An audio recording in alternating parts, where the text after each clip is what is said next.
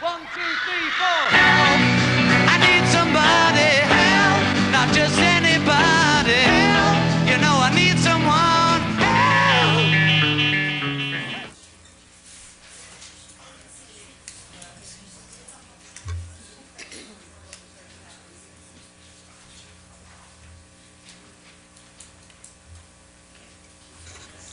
Thank you. Good evening, ladies and gentlemen, and welcome to the February 1st, 2011 meeting of the Wareham BoS Selectmen Sewer Commissioners.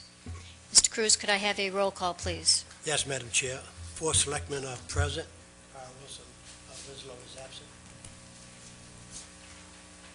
Thank you. Mrs. Winslow is under the weather this evening. No pun intended. Do you have any announcements, Mr. Cruz? Yes, I do, Madam Chair. I have one announcement. March 26, 2011, Vietnam Veterans Day. Richard Arruda, Ronald Bumpers, James Crowley, Carlos Rose. Salute to Wareham residents killed in action while serving in the Southeast Asia. PFC Carlos James Rose Memorial Brunch. It's on Saturday, March 26 at 10 a.m. Dudley L. Brown, Post 2846, Onset, Mass. You can contact Paul Rose or Tootsie Russell. Tootsie Russell's number is 508-295-3167. Paul Rose is 508-295-9889. That's all the announcement, Madam Chair. Thank you, Mr. Cruz. Before we get started, I'd just like to thank you for filling in for me as chairman for the last 2 meetings. Appreciate that. And I would like to move along to the authorization to sign bills and documents. We don't have any. Wait, before we do that, is there anybody here who would like to speak before the board for citizens' participation this evening? Gentleman on my left.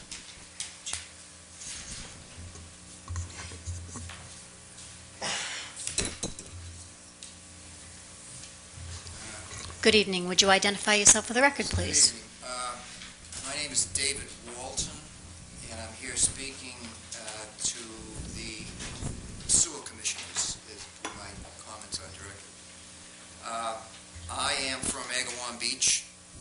We are in line for the next digging, and this is not the place to go through what I have to talk about. I am merely here to try to arrange, prior to any bidding, prior to any finalization, I want, if possible, a meeting where there will be cooperation and input from the members of our beach. Now let me first say something quickly about myself so you understand. I'm not new here. Wareham has been part of my life since 1944. I've been a sole taxpayer of my property since 1984, and I've been a registered voter and a full-time resident for about 10 years. I have not missed a town meeting, a district meeting, whatever. In other words, I care. I'm not just speaking as someone new that's worried about my property. I have no intention of giving up my property regardless of what we end up paying. But I went just as a observer when the people from Parkwood were called in downstairs across the parking lot. They were handed out very nicely knit pamphlets and everything. But the biggest problem, I wrote on it, I spoke to the engineers afterwards, they agreed with me, there was no participation. It was all finalized. All they were told was, this is the way it's going to be, period. No arguments, no suggestions, no changes. This is the way it's going to be. And I don't think that's proper when you consider the amount of money involved.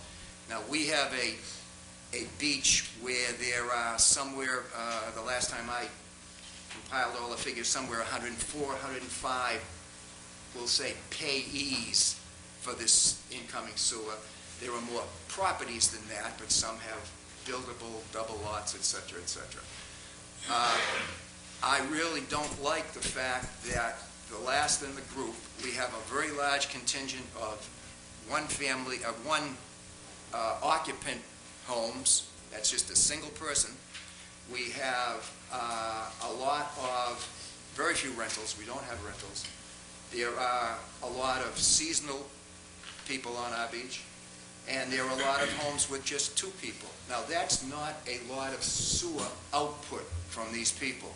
So we have the lowest number of participants or payers, and the rumor going around, and it is rumor, and I know better than to take too much faith in that, it's just phenomenal. We're going to end up with less sewer output and pay double what 400 homes are putting into a already questionable Wareham River.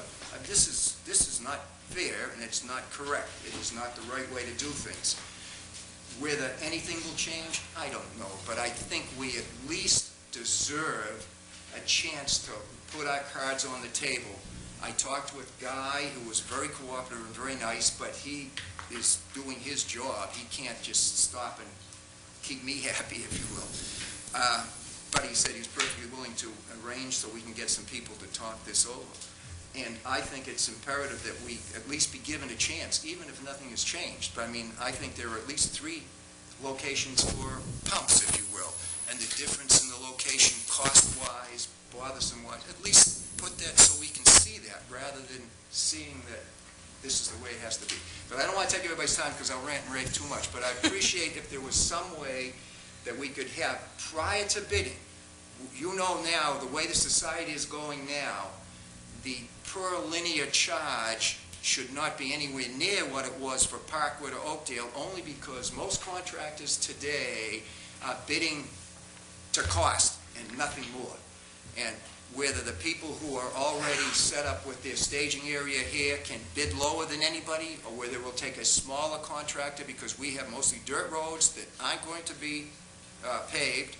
And the final thing, before I get up, Agawam Beach Road, which runs from Great Neck to the water, that somehow has to be, and I don't know how to go about doing this, but there's no way that we, the people on Agawam Beach, should be paying for the repaving, digging, pipe in the ground, cover it over, we pay. Resurfacing the last surface, no. That was granted 2 or 3 years ago when they put new catch basins in, and they never resurfaced it because of upcoming sewer.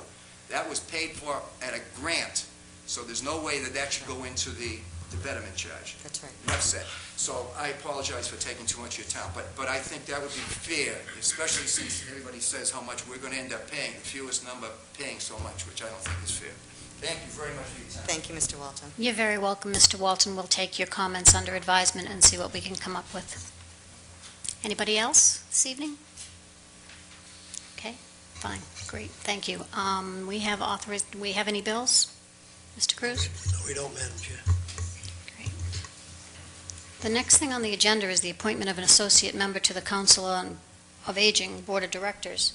I put this on the agenda at special request of the Council on Aging, and I did tell them that our usual evening for making appointments is the 3rd Tuesday of the month. This individual apparently has had their application in since September 29th and has been attending all of the meetings of the Council on Aging since then. So it's up to the board. I would like to put it up to the board whether or not they'd like to make a decision on this issue this evening. Mr. Holmes? Madam Chair, I didn't realize you had done that. I have an issue with it, not because of the person, but I have an issue with the process that we put in place. And I didn't realize that the application, she told me the application was just put in because she had just finished attending her 3rd meeting. So as far as I know, the application, I don't know that I've still seen it yet. The second piece of this is Mr. Cruz, and I'm sure he'll speak for himself, but this was a change. This is actually an associate member, which was voted on at town meeting in November, or whenever that wrapped up. So, we haven't even gone through and done that yet. I don't see any reason to put this off for a couple of weeks. Make sure, first of all, that associate member is a valid slot following town meeting vote, because that's a new position. We did mention it I want to say it was 2 weeks ago when I read off the list. Council on Aging was on that list, so we've put it out there that there's an opening. I'm just not so sure that we need to do this today, and we should be doing this on our normal night. The only exceptions we made to this point were the Westfield Westfield Review and Recommendations Advisory Board, because that's a new position, it's a new board, and we had close to 18 people, and we decided a couple of weeks ago to start them tonight, outside of the normal order, because it's a new board. So I think we should just do this as a regular, in 2 weeks on our night, and make sure that when we go to town meeting, it's been certified and that there are no issues. Just my 2 cents. Madam Chair. Mr. Cruz? Yes, I had brought it up because, first of all, there isn't, as of right now, there isn't any associate member. Until we get it certified, if she's been going to all the meetings now, she might as well continue. We only got, 3 more meetings before June is up. And by that time, we should have certification, because we did get a few of them, but we didn't get this one back. So I think it should be put off until we do get it certified. That way we'll have more people applying for the job. Well, and Mrs. Ekstrom? thank you, Madam Chair. And I don't have a problem holding it off until we get the certification. But a couple of things, let's just set the record straight. We had a position for Council on Aging of someone who never attended a meeting, who's someone who did not show up here for even an interview. That was not the 3rd week of the month, and yet we did it. So it's a little disingenuous to say we've never done that, number one. Number two, the woman put in her application in September. She's attended, yes, 3 meetings, October, November, December, and in January they voted for her. And so I think that for us to say that we're going to wait until we get more applications to compete for this position, I think I think that it's just, what are we trying to do to our volunteers? Are we trying to say, look, we're going to have you jump through all of these hoops, and then at the end, we're going to decide, well, we want to get 4 more people to jump through hoops so we can make it a competition. I don't mind waiting because I agree. We do need to find out if it's a full member or an associate member, and that would come from the AG. But I think that the other things... That was my suggestion, Mrs. Ekstrom, was to just make sure we have a position before we appoint somebody to that position. That's all.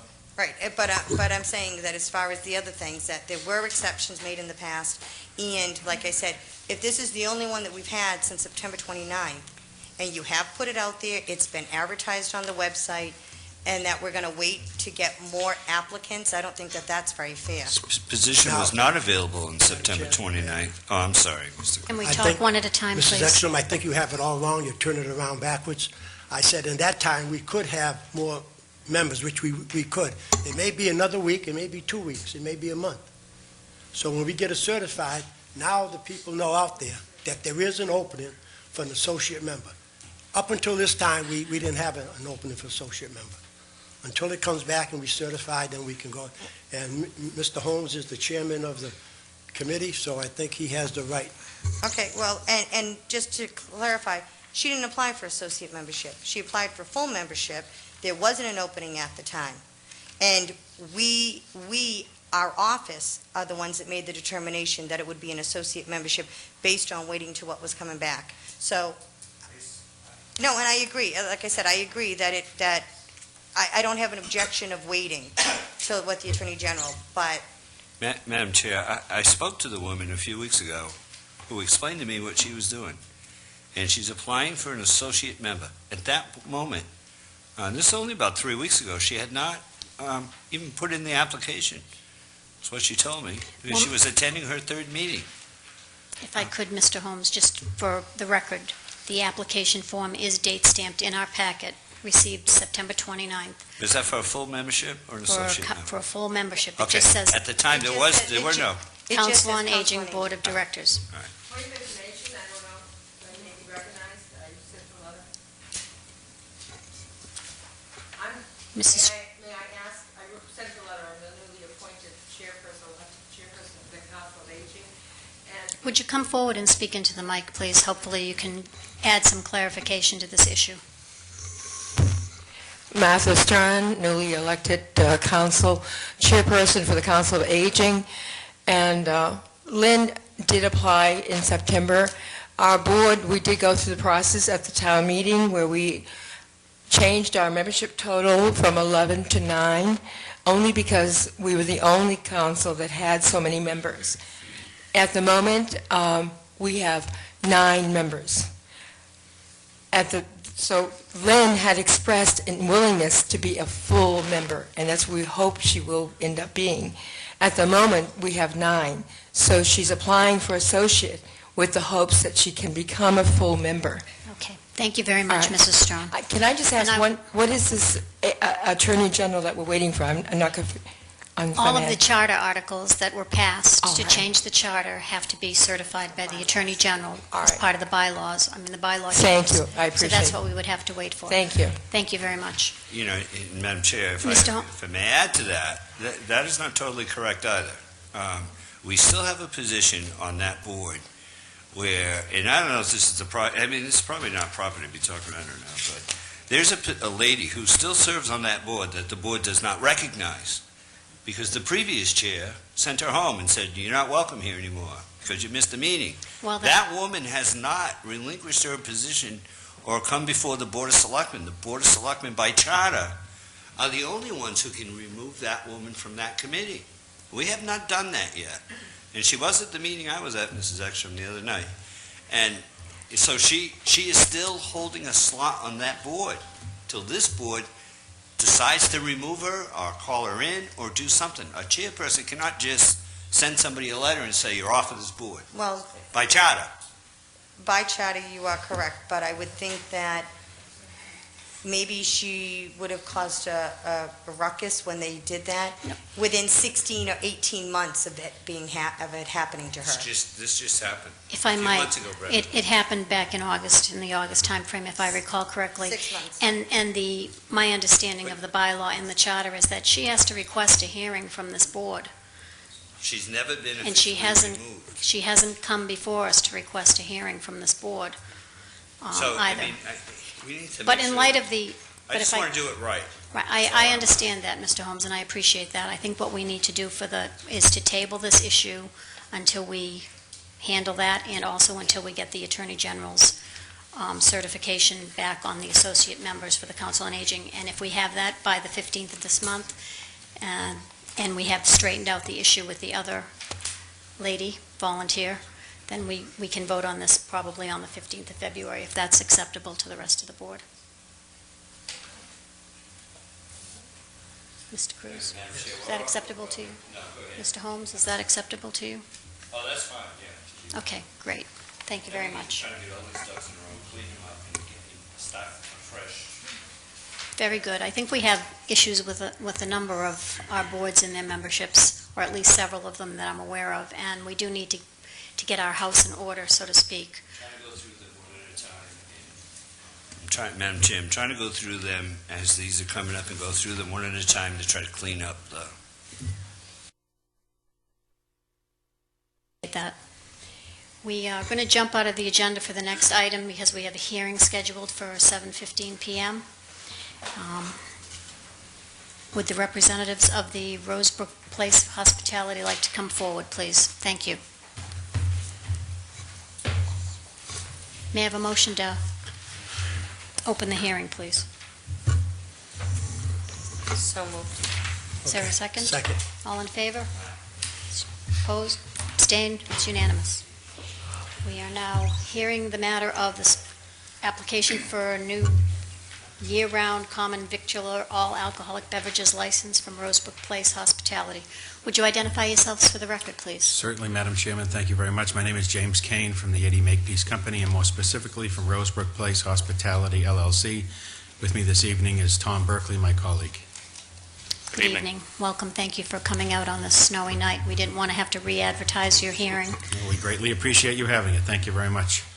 Madam Chairman, as you know, some time ago, I believe it was in July, the governor signed Chapter 194 of the Acts of 2010 that granted the town a number of additional liquor licenses. There were 2 licenses slated for the parcels along Route 28, one that has been since acquired by the company, and another one that had its area of parcels expanded so as to allow for 1 liquor license for a conference center hotel and an additional liquor license for the standalone restaurant. Clearly, you have 2 hearings this evening, so we'll ask direction from you if you would like an overview of Rosebrook Place, or how exactly you'd like to have us present the information to you. Thank you, Mr. Kane. I think it would be most proper if we were to do the 2 separate hearings. They're 2 separate licenses. So if you'd like to do the Rosebrook Place first, and then we'll move on and have a separate hearing for the Inn and Conference Center. Absolutely. Before you this evening is our request for one of the 2 licenses approved by the legislature. This specifically is for the standalone restaurant to be located at 2476 Cranberry Highway. The background on this specific proposal, as well as the one that we'll be following, is that the company will be filing with your Zoning Board of Appeals within this month a full special permit for that parcel, which will allow, amongst a variety of things, for the creation of the pad for this restaurant. We're here this evening asking to receive the liquor license for this restaurant, consistent with the information that is in your packet. I will be listed as the manager of that, and the company is ready to move forward through various financing mechanisms to make that a reality for the community. Thank you, Mr. Kane. Does anybody have any questions for Mr. Kane?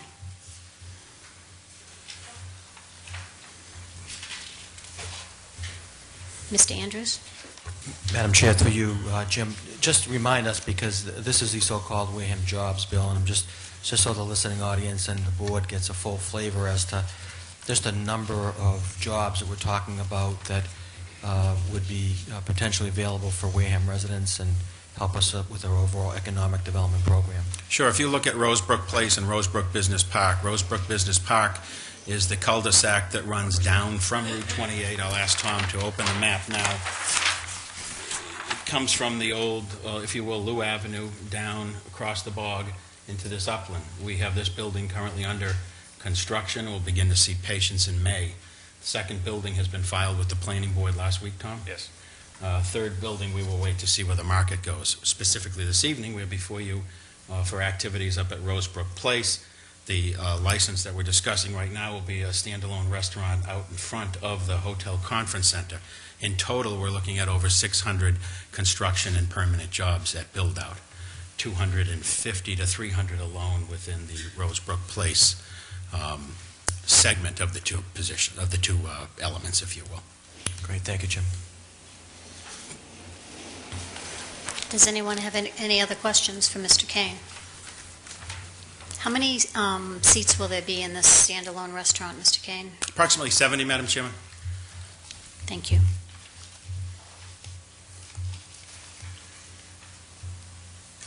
Anyone else?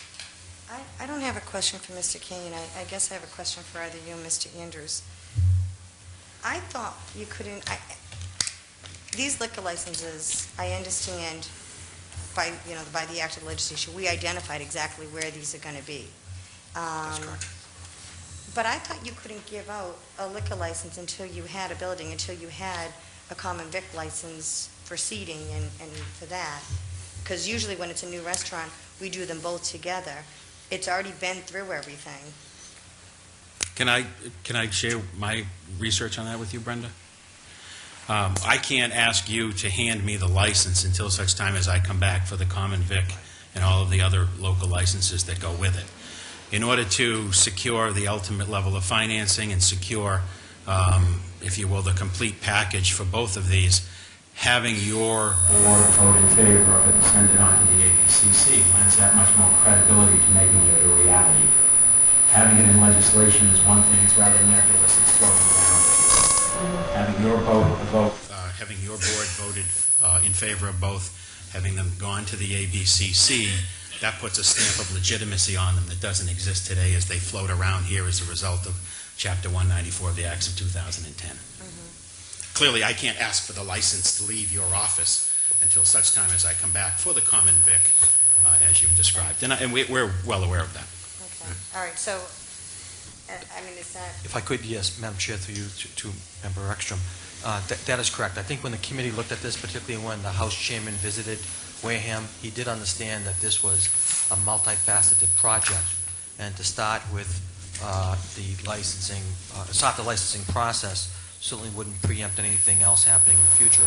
It would just allow the business to be able to get their capital lined up and be able to get the project bankable, if you will. okay, so the ABCC and the legislature, they're aware that we're going to be handing out, or I shouldn't say handing out, we're going to be approving a license and holding it until such time as it's built out. I just want to Yes, make yeah. sure that, Sure. because, like I said, we always usually do them together, Yes. and I thought you couldn't hand this one out or approve this one without the other. But if they're aware of it, then I don't have a problem. I mean, I'm in favor of the project, so. Thank you. Okay, thank you. Is there anything else? Yeah, Madam Mr. Chair, Holmes. we did something kind of similar on Main Street. I forget the number of the building now, but there was what was it? Merchant's Way.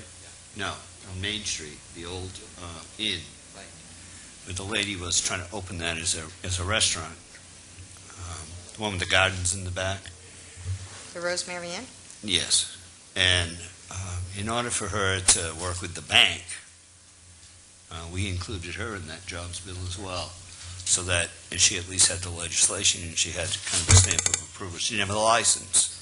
She had the stamp of approval so that she could go to the bank and say, yeah, if you give me this money, I can open the restaurant. Okay. I just, So we did that. and that's the thing, is I'm fine with it. I just want to Yeah. make sure that we don't get hammered by the ABCC because we're we're approving licenses for buildings that don't exist.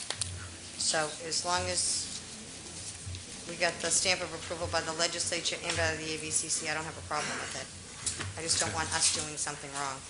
Thank you, Mrs. Ekstrom. I think you raised a very valid point, and I appreciate your response, Mr. Andrews. If there's nothing else to be said regarding the license, I would entertain a motion to close the hearing. Is anyone in favor or against? Is there anyone here to speak in favor or against this license? Thank you, Mrs. Ekstrom. Hearing, Then I'll make a Seeing motion no to one? close. Second. all in favor? Aye. Opposed? Abstained? It's unanimous, 4-0-0. And then I would entertain a motion on the license, please, Mr. Cruz. Special act of the state legislature, application for new year-round common victual all alcohol beverage license for Rosebrook Place Hospitality LLC, James F. Kane, manager, 2476 Cranberry Highway, Wareham, under the provisions of Chapter 138 of the Massachusetts General Law for the year 2011. So moved. Is there a second? For approval of the application, second. All those in favor? Opposed? Abstained? It's unanimous, 4-0-0. Thank you. Thank you. Let's move Thank on you. to opening the next hearing for the Rosebrook Place Hospitality Inn and Conference Center. Is there a motion? Motion to open the hearing. Thank you. Is there a second? All in favor? Aye. Opposed? Abstained? It's unanimous. The hearing is now open. Mr. Kane, please proceed. Thank you very much, Madam Chairman. This is for the application of the year-round all alcohol license for Rosebrook Place Hospitality, doing business as the Rosebrook Place Hospitality Inn and Conference Center. It's envisioned to be approximately 100-room hotel with full function facilities. It's pictured to the rear of the property as you come down 28, and there's a ramp to 195. It would be back here overlooking the bog. We think it'll be a rather beautiful place for functions and what have you, behind the standalone restaurant that you were kind enough to just support. Tom, if you could flip it.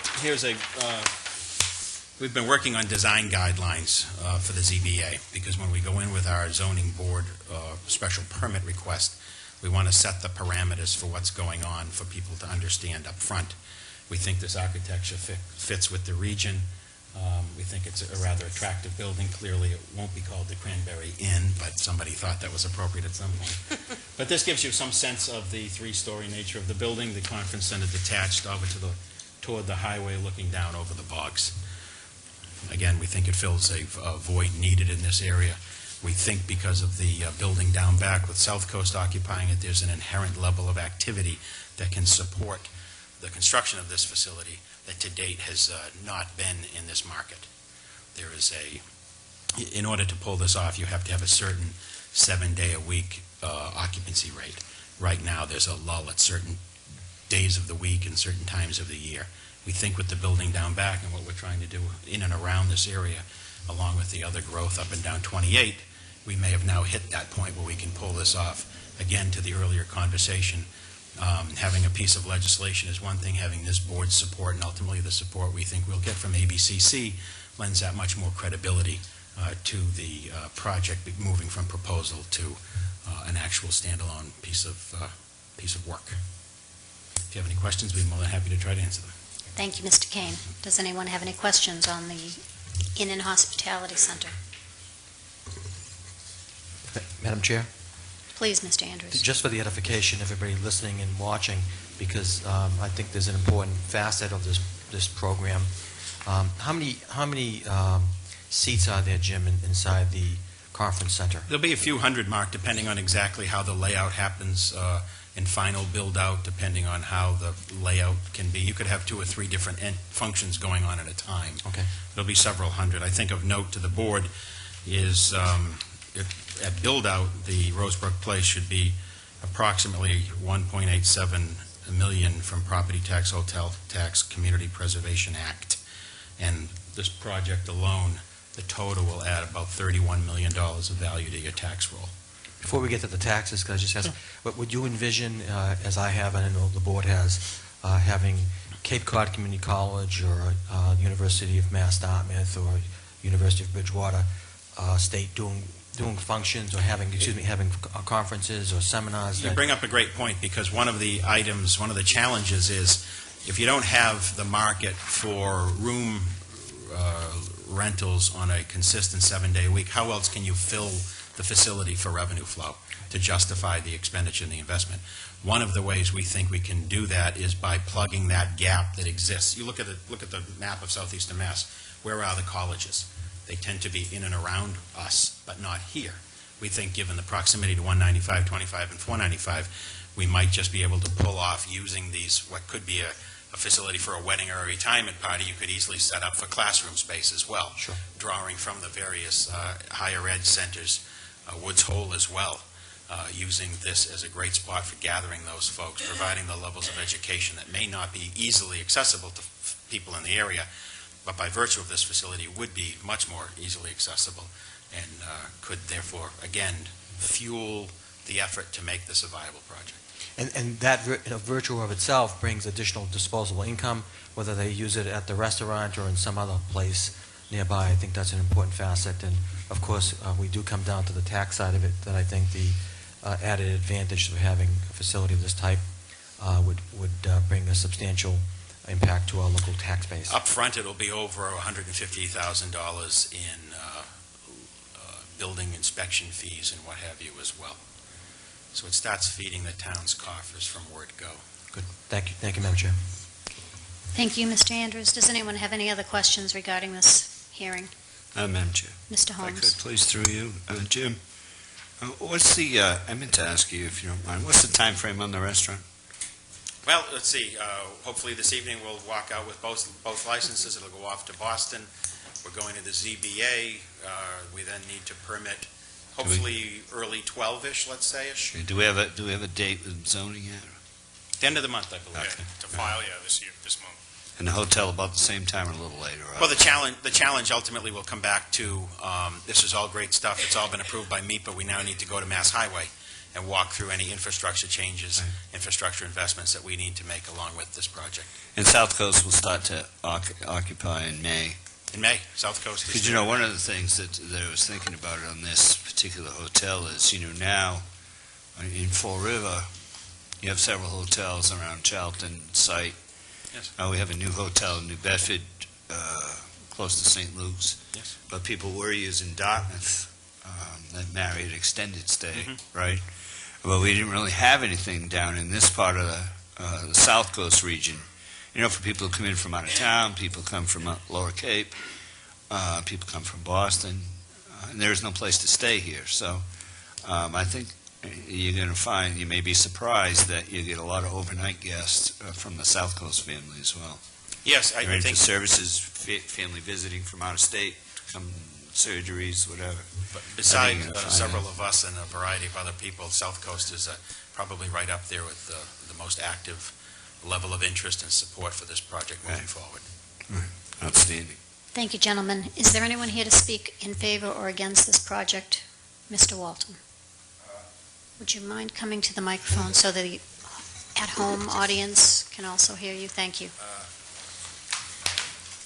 I'm very much in favor of this.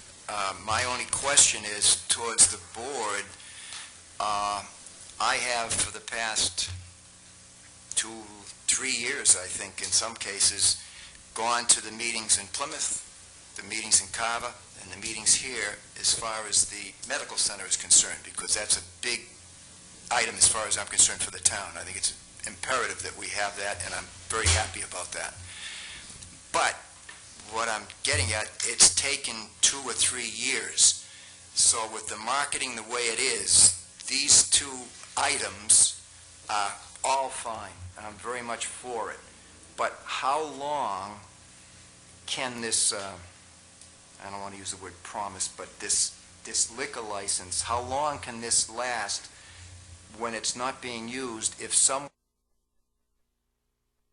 on the board saying, I have a restaurant, or I have this, and I want a liquor license, and the board says that, well, we don't have one, and they complain that, well, wait a minute, how long do they wait? I don't mean this as a complaint. I mean this is something we definitely have to look at, unless there are other licenses when we got more that are available. We may have no restaurants and no problems at all. There may be some available from something that's closing. I just don't want to cause trouble for something that is good for the town. That's all I'm saying, just to be careful. That's all. Thank you. You're Madam welcome, Chair, Mr. can I- Walton. can I Mrs. just address- Ekstrom? Thank you. I would say that was the reason why, when we had the legislature, Mr. Walton, that we had to identify the exact parcels for these, so that even if this project doesn't get off the ground in the spring or the summer, and someone comes in September, they couldn't have that license if they wanted to, because in the act of the legislature, it was specifically identified. So, correct. and they are, and they're over the limit of what the town is, right, exactly. so- Thank you. Well, there'll be complaints. Thank you very probably, much. I'm but- sure that, that if that question should arise, we'll be easily able to answer it because of the targeted economic zones.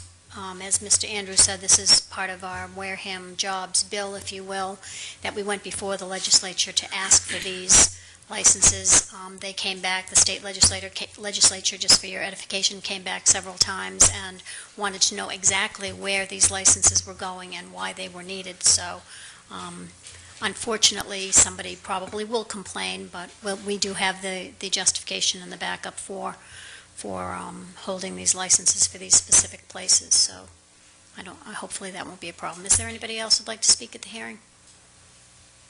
If not, I'll entertain a motion to close the hearing. So moved. Is there a second?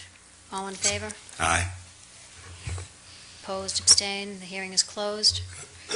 To entertain a motion on the license, Mr. Cruz, please. Yes, Madam Chair. Special act of the state legislature. Application for a new year-round common vic alcohol beverage license for the Rosebrook Place Hospitality LLC, doing business as Rosebrook Place Hospitality Inn and Conference Center. James F. Kane, manager, 2472 Cranberry Highway, under the provision of Chapter 138 of the Massachusetts General Law for the year 2011. So moved. Second. All in favor? Aye. Aye. Opposed, abstained? It's unanimous, 400. Good luck. I hope you get your ducks in a row and get the hospitality in and the restaurant up and running. Thank you Start- to each of you. Thank you very much. Greatly appreciate Thank it. you. And Tom will start visiting the ZBA to accomplish just that. Thank you very much. Thank you. Have a safe Thank you, ride Jim. home. Thank you.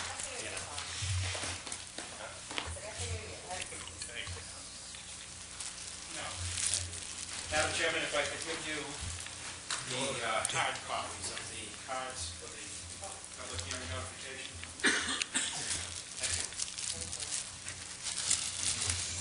The next item on our agenda this evening is the appointment of interviews for the Westfield Review and Recommendation Advisory Board.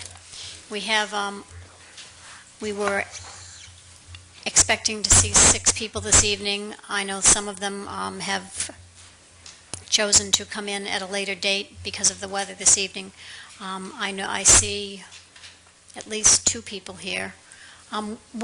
Would everybody who's here for an interview for the RFP committee come and sit in the front row, and then we'll have you come up one at a time? Excuse me, I put an application in today. Will I be on the list for tonight?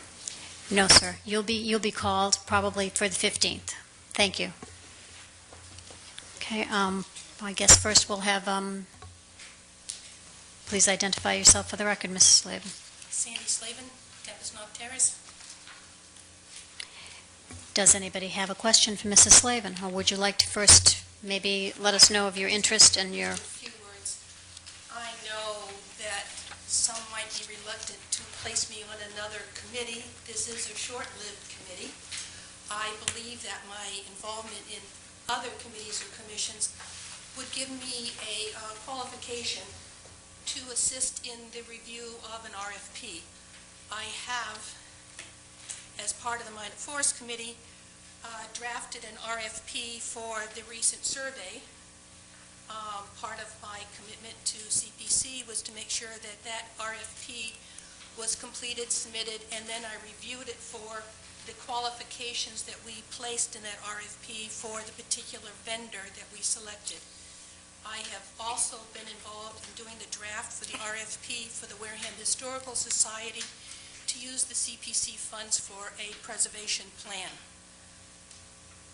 I'm also chair of the Open Space Committee, so part of the 7-year Open Space and Recreation Plan involves the criteria or the request to improve our existing recreational areas.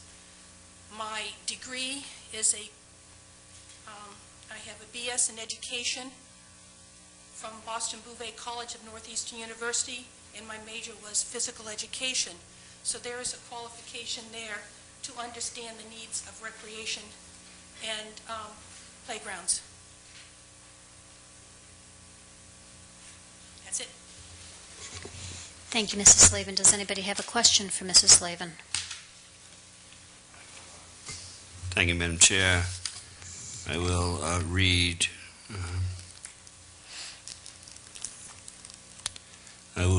a question from Mrs. Winslow, if that's okay with you. I printed Thank you. her. I was I just printed her asking question Mr. because Cruz. she is watching on TV, waiting with bated breath to hear the answers. Thank you. I was This just- actually comes from. Just if I could, I was just asking Mr. Cruz, the questions were supposed to be in the box. And I was just asking him if he had seen them in the box, so In I'm the glad box? that you were able to. Oh, this one. I had asked the office to print them out and send them over, so. Oh. But I'm glad you brought them with you because, Well, I only see one here, They're other not than here. calling her husband, so forth. So Mrs. Winslow's question is, what is the one accomplishment, experience, or project that you have personally been involved in that makes you the best candidate for the committee?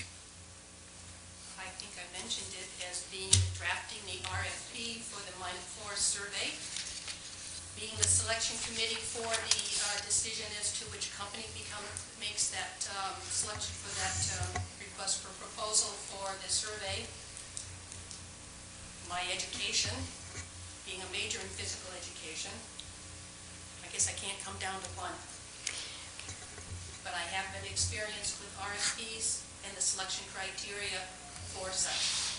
And to add to that, as part of my professional background at Digital Equipment Corporation, at Compaq Computers, and Hewlett-Packard, I was a program manager, which part of my job was to review all functional and technical specifications before coding started to find out any and all soft areas, gray areas, discrepancies, so before we started coding, all questions regarding the functionality were answered. I like to say I excelled in that, so if there are any holes in the RFP, I believe my review would find them before we submitted them to a open bid. Thank you. Anyone else have a question for And Mrs. I had my Slavin? 3 questions, Madam Chair. You Please were go away, right ahead. and I think Mrs. Slavin has pretty much addressed them. And one is, have you ever been involved in an RFP process? And she has in several. Have you ever reviewed and edited them? And you've done that. Those are my notes I was writing down as you were speaking. So I'm done. Thank you. And thank you for And I know applying. it's another committee, but it's a short-lived one. That's what we plan on. I have one question, Mrs. Slavin, that I intend to ask all of the candidates as well, and that is, if you were involved in the Westfield process at all in the past, or did you attend any of the Westfield meetings? How knowledgeable are you of the Westfield project? What knowledge do you bring to the table? I went to one of the appointing committee meetings when they were appointing the team for the Westfield review that came out as a result of town meeting. I've been to several town meetings when Westfield was being discussed. Several years ago, was it last year, Westfield was part of the 2000-2005 Open Space and Recreation Plan. I've come before this board discussing that particular proposals for use of that land that was out at Westfield. Thank you. Does anybody else have a question for Mrs. Slavin? Mrs. Ekstrom? Thank you. Have you had a chance to look at the RFP? No, I have not. Okay. Where is it available? It is available on the website. Okay. Okay. And what do you think,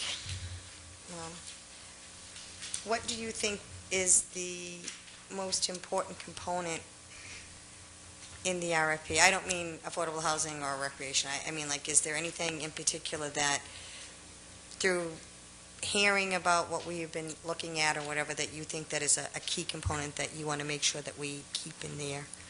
That the result would be a pleasant environment to live in and to play in. Excellent. Okay. And I know that you've said it's a short-lived process. We had discussed last week about how long we think it should take. How long do you think the process should take? Once the committee is formed, the RFP is completed by this, by the Board of Selectmen, so it can be reviewed by this, by the new committee. I would expect maybe six meetings would do it, Okay. and I don't know how long the 6 meetings would take, because I don't know Yep. how frequently the committee would meet. Thank you. And then we also had spoken at the last meeting about that it would be the desire of the board to have, not necessarily the chairman, but at least one member to be a spokesperson, representative, or whatever, to come to our meetings on a weekly basis to update us on, what's going on, or if there were any issues, so that we can address them or whatever right then. Do you have any problem with that, or would you be okay with that and possibly available for that if needed? I would be available, would be up to the committee's decision as to who the spokesperson would be. But you don't have a problem with having us have someone come in on a weekly basis? No, I think it's the right thing to do, since we Excellent. are advisory to this board. Thank you very much. Those are my questions. I think you answered everything up front, so I don't think I need it, and I know you well enough. So.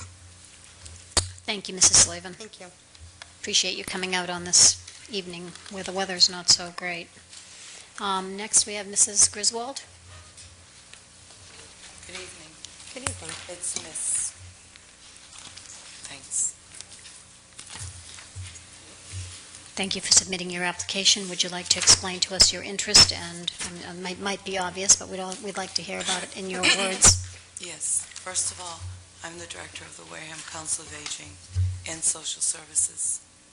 I've been involved with Westfield in one way or another, or affordable housing for seniors here, since I came here in December of '08. Originally at the request of the selectmen to meet with Mr. Heaton at that time. Beyond that, I am involved because I represent the seniors in this community to some degree, their needs. I try to listen carefully to what it is that they do need. And in my own personal life, as the adult child of two parents, I spent a great deal of time researching and looking on behalf of my parents for housing when they felt the need to give up their home in the state of Maine. So not only do I have an experience in my role here, but also in my roles in Maine and as a regional director for a nonprofit dealing with senior services for the state of Maine. I am an experienced grant writer. I have spent over 25 years writing grants either here in Massachusetts to the Department of Social Services or to the Department of Human Services in Maine in behalf of children, families, and seniors.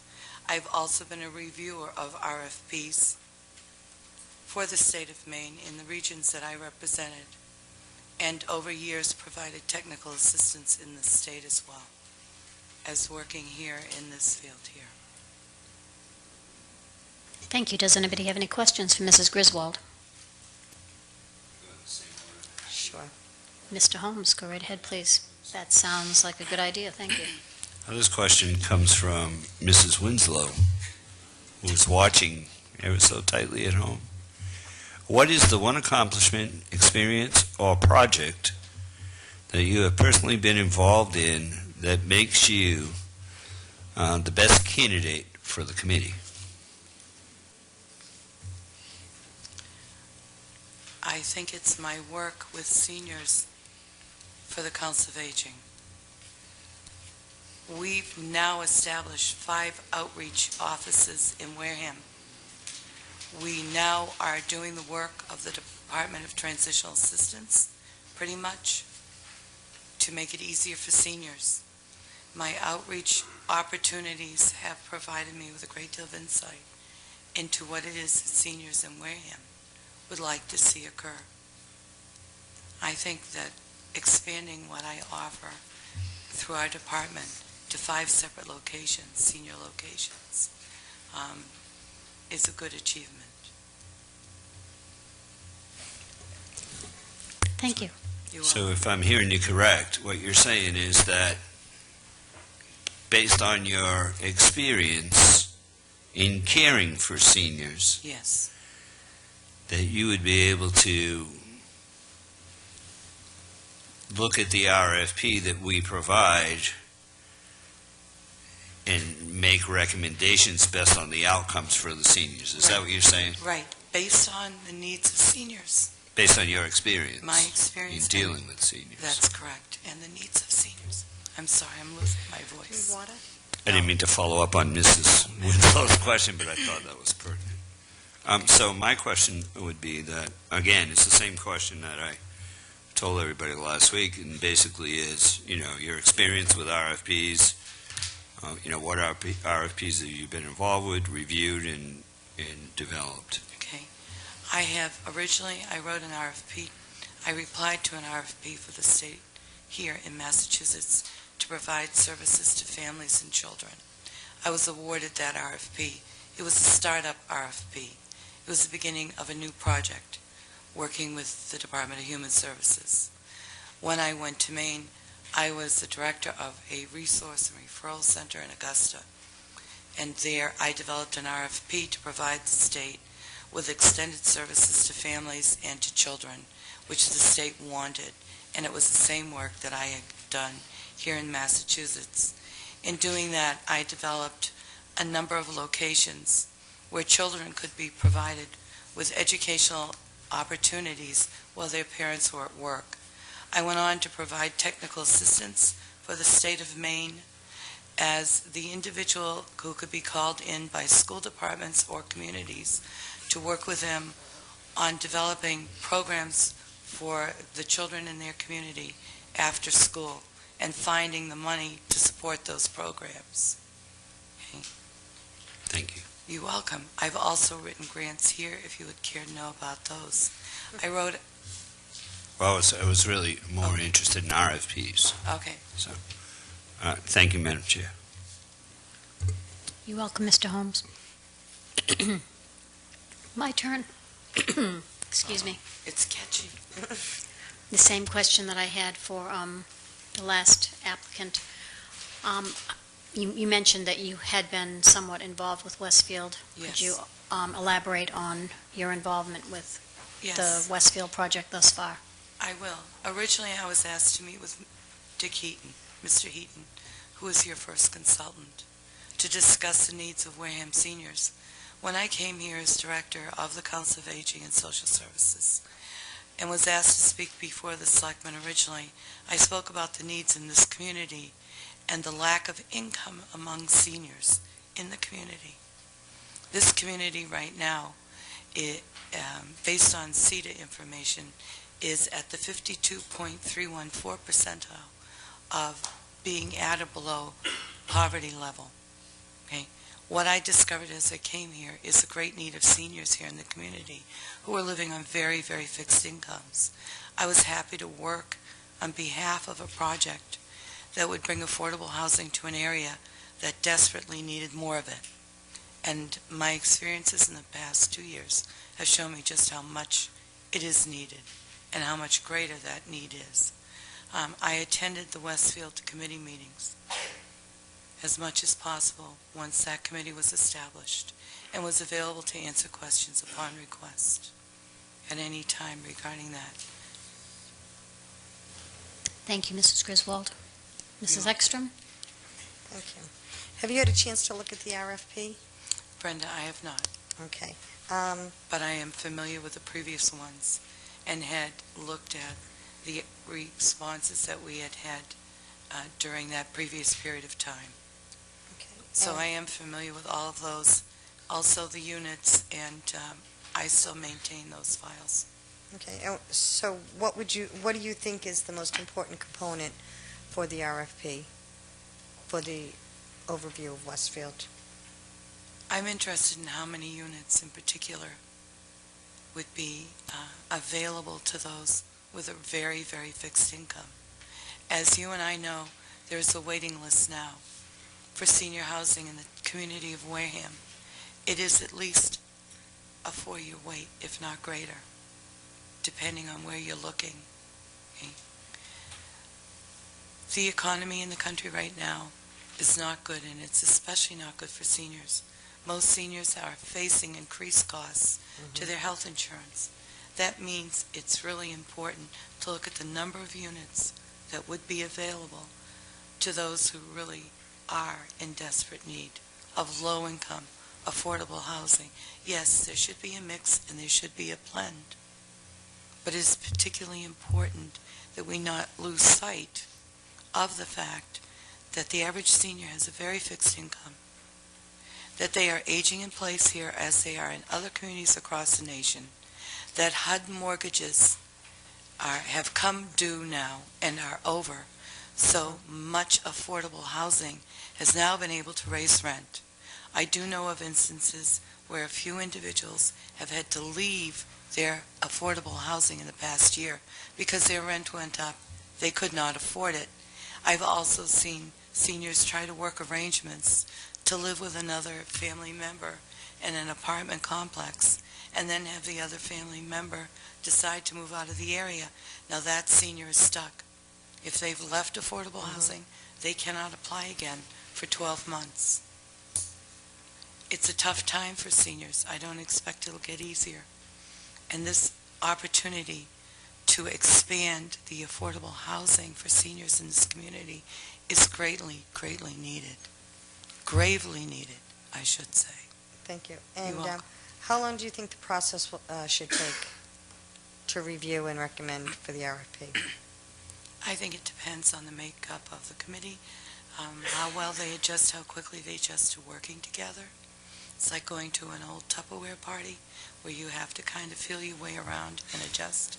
But I would hope that it was well under a year.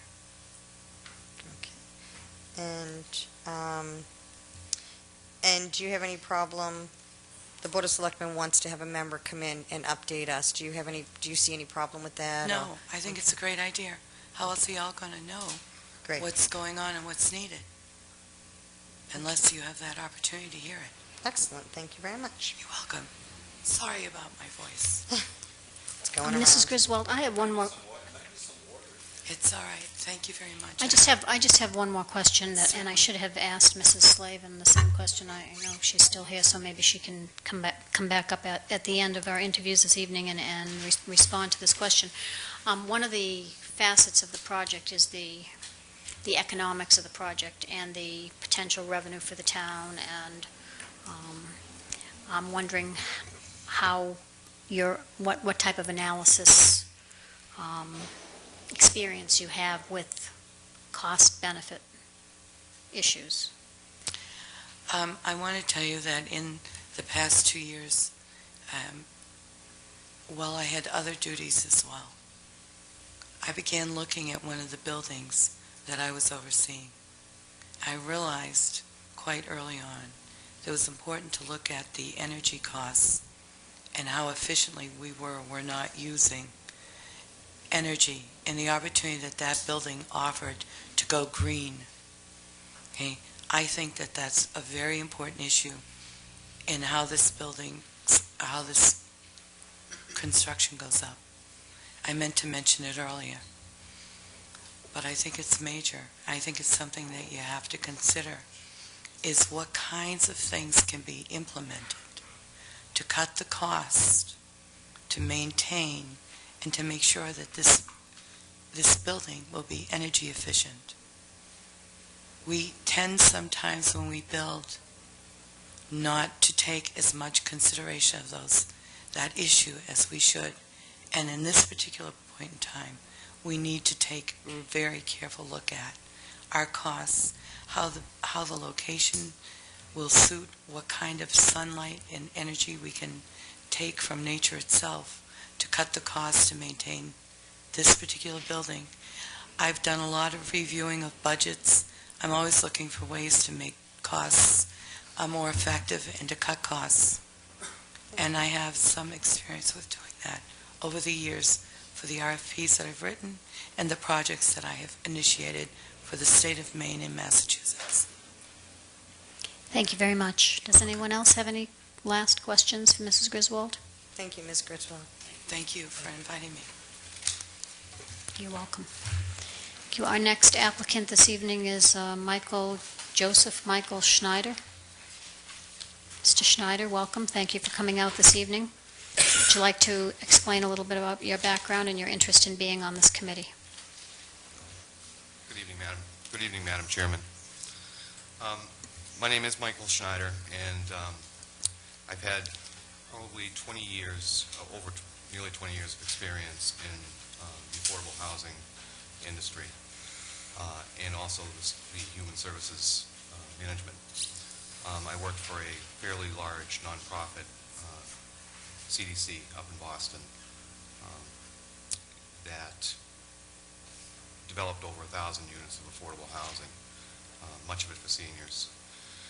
I started off in that role as a maintenance supervisor and eventually became the executive director and president of a number of non-profit affordable housing entities. I've been involved with putting out a number of RFPs for everything from breaking the ground type of construction to substantial rehabilitation of occupied units. My experience, particularly in relation to the analytical skills of putting out an RFP that realizes the economic benefit of a project that has the potential, like Westfield, where we're taking out the land cost from the project. There's certainly room there for economic benefit for the issues such as the recreational space. And I think that my experience in negotiating and putting out RFPs for work that came as a result of, or social services that came as a result of multi-million-dollar community benefits package that was negotiated as a result of a land swap transaction that had elements similar to Westfield to it, is what makes me a great candidate for this project. I'm also a member of the Wareham Affordable Housing Trust, and I've attended all of the Westfield meetings. And honestly, I've put out RFPs for everything from rock salt to $16 million projects.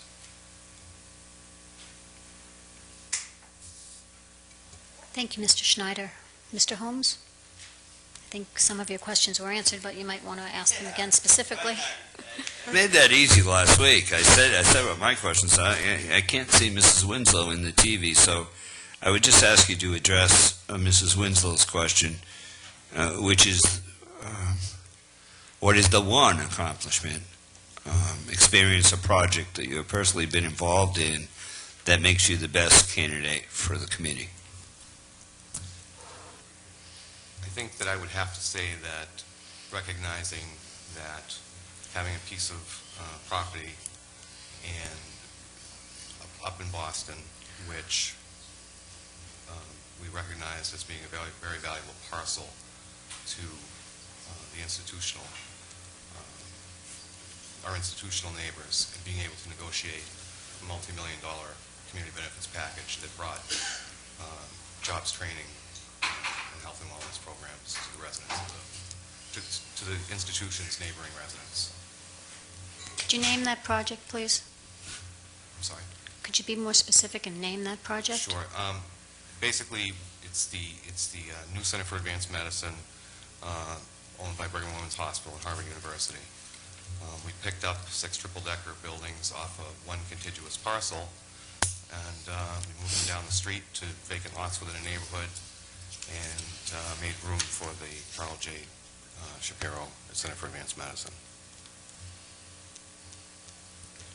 Thank you. Mrs. Ekstrom? You finished, Ms. Dahl? You got all your questions? No, I think in we your got summary? it all Okay. figured out. Okay, have you had a chance to look at the RFP? I looked at it. I haven't looked at it recently, but I have looked at it in the past. I'm familiar with the RFP, and I'm Okay. familiar with the terms of the transaction. I'm familiar with the community vision. Okay, and what do you think the most important component of the RFP is? I would have to say that the most important component of the RFP is making sure that there is a large percentage of a 202 component, which is Yep. Oh, just put it right, the 202 component, thank you. 202 component. Okay. Could you explain what the 202 component is, Sure. please? Section 202 is basically, it's housing specifically for those in some of the worst economic, or who have poor economic incomes. And it's specifically designed for those 62 years of age and older, and has 62. That particular portion is 62 years of age and older. And one of the nice features about it is it's specifically designed to also incorporate within their operating budgets services for monies for transportation component and other social services, both areas, common areas, and it may be something as simple as a podiatrist coming in once a week for the residents, those type of services. And, Thank you. I think the most important aspect of that, of 202 though, is the fact that, these residents, no matter what their income is, they'll pay 30% of their income for rent with a minimum rent of $25. So we could potentially have, depending upon the number of units, you could potentially have, if there were 50 units, you could potentially have 50 residents who are paying as little as $25 a month for rent, depending upon their incomes. And I'm sorry, and I just want to make that clear that, first of all, this is a HUD program, but that $25 when you're talking about that, their income make sure I'm correct with this, that it's reduced by It's based on other things, right? 30% of your income. However, if you're at zero income, there is no such thing. HUD does not believe that anybody doesn't have any income. Someone's giving you, $20 here, $20 there to pay your light bill or to go shopping. So they implemented, probably 10 or 20 years ago, a minimum rent that everyone is required to pay, which is $25 on any HUD property. Thank you. And, let me see. How long do you think the process will take? I think that the process should not take that long. I think that most of the elements, or all the elements of the RFP are already there. I think we just need to add the maintenance of the fields, of the management of the fields. I think Mr. Holmes had mentioned the date of March 22nd, but I really think that it shouldn't only take a couple of weeks after the interviews are completed to get that proposal. So March that 22nd RFP. is a reality for you? Yes. Okay. All right. Thank you. And do you have any problem? We had discussed having a member of the committee come to our meetings and to give us an update on a weekly basis or whatever. Do you have any objection to that? And No, I think it's a great idea. I think it's also a great way to keep the community informed about how the process is going. okay, thank you very much.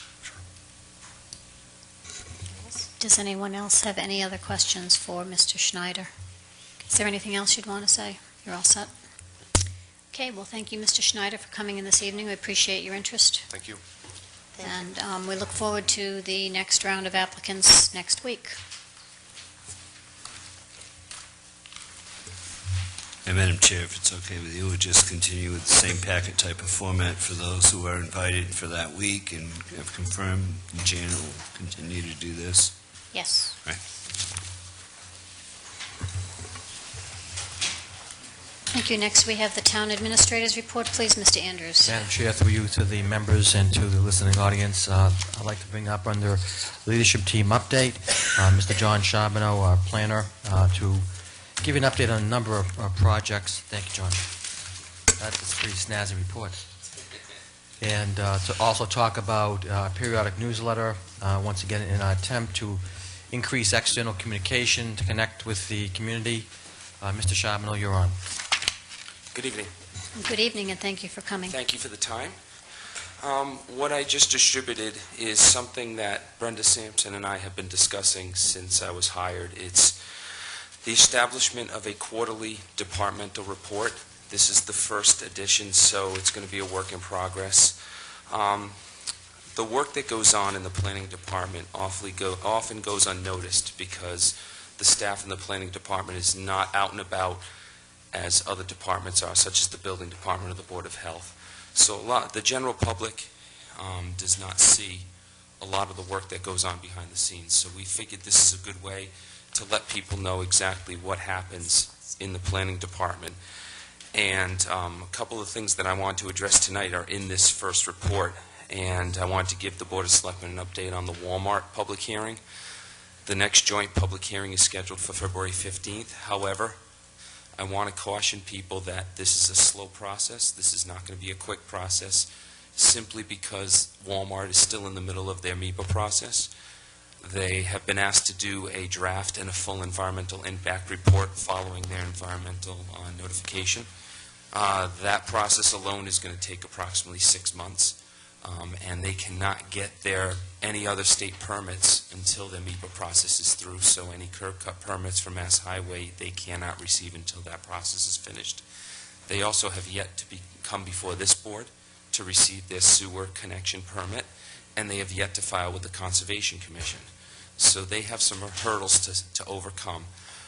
So this is not going to be a quick process, so anybody who still wants to attend public hearings and comment on the project, they are going to have plenty of opportunities to do so.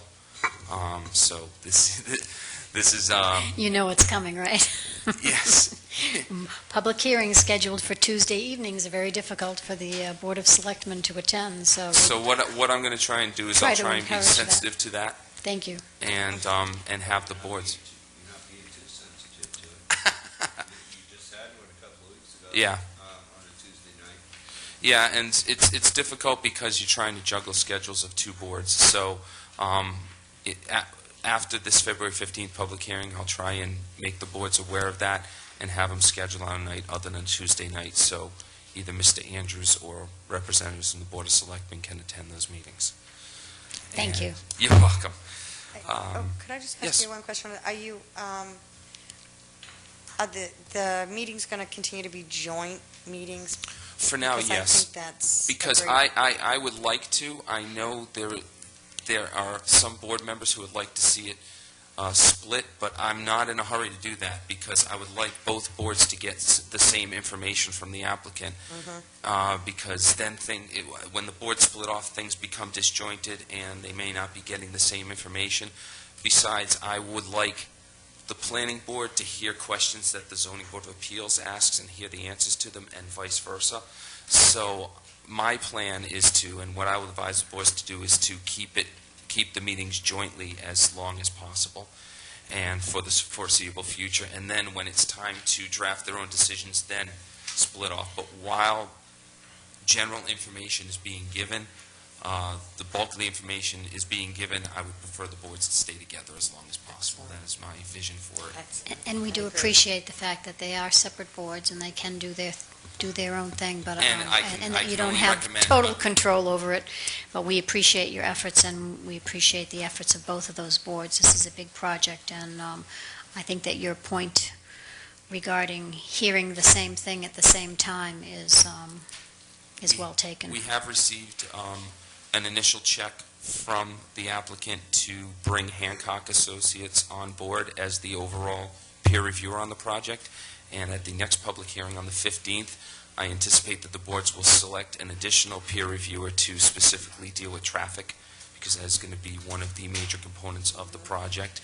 And so that's one thing that I recommended to the boards, is that they bring on a separate consultant that specializes in traffic because of the past development of Wareham Crossing, the existing traffic conditions, and future build-out in the area, and its proximity to Route 28. So they will be hopefully making a decision on that at the next public hearing.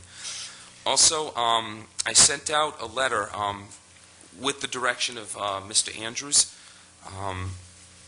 We're trying to put together a task force to start reviewing and amending the town sign bylaws in anticipation of the work that's going to be going on Route 6 and Route 28 by the state. This is going to be an important issue. It's going to affect a lot of commercial businesses along Route 6 and 28. So we believe now is the time to get this task force together and start working on this project. And when it was discussed who should comprise this task force, we believed it was important to have a representative from each, the Planning Board, the Zoning Board of Appeals, and the Board of Selectmen on this task force. And I sent out a letter, I believe, within the last week or two to each of the boards, asking that each of the boards discuss it in an upcoming meeting and appoint a representative. So I'm here to just remind you, Madam Chairperson, of that, and ask that you put that on an upcoming agenda to appoint somebody if you could. Thank you. I believe it's on the agenda for next week. Great, thank you, I really appreciate that. Madam Chair, just real quick on that, just what we have found, by the way, through leadership team, just real quick on that footnote, that there could be a number of businesses that are in the right-of-way through no fault of their own, that we want to assist and mitigate in finding some ways to solve the problem before the project begins. So that's really the major thrust behind it, and John has played a key role in that process. Absolutely, because we're not sure exactly which businesses this is going to happen to. However, there are going to be some businesses where their signs are currently conforming, but the changes in the roadway layout will push them into nonconformity. And we'd like to try and amend the sign bylaw to deal with that proactively, rather than reacting after the fact and have potentially the ZBA flooded with a litany of sign variance applications. So hopefully we can kind of expedite the process and get that going. Nice for a change. Madam Chair. Mr. Holmes. I might be missing something, but I thought we already did this. You were appointed to be on the sign committee. We've been talking about signs for 3 months now. I thought you had already volunteered to be on that committee. Maybe I did. And I know On it's, the agenda next week. and through you, Madam Chair, to the planner, it sounds like there's a nest there. We'll It's review. sign, everywhere a sign. I'm not going to sing for you, but you got to change that title around. Oh, I'm sorry.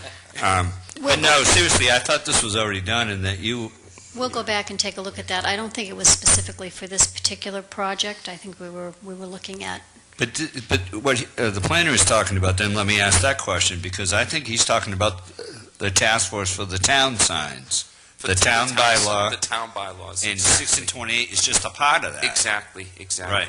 So I thought we had already done that. Yeah, because from since I've been hired, what I've been hearing from several people in town and board members is the need to take a look comprehensively at the town sign bylaws, and this, you're absolutely correct. This is something that would be a Right. component. Seems to me for weeks, Selectman Ekstrom has been talking about some sandwich sign somewhere that she almost hits with her truck. I'm going to take it one of these days. It's every you know, day it's and there. I can Every night recall- it's It'd there. be like a demolition. And I'll put my 2 cents in here too, because when I first got on this board, I was the second or third meeting.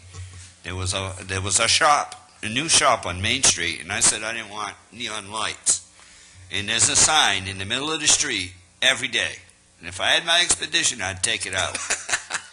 And Show me where it is. it's right on the corner. Well, I'm not going to mention a business, but it's right on Main Street. So they didn't put up a neon sign. They put this big white sign in the middle of the street. And that's just not good.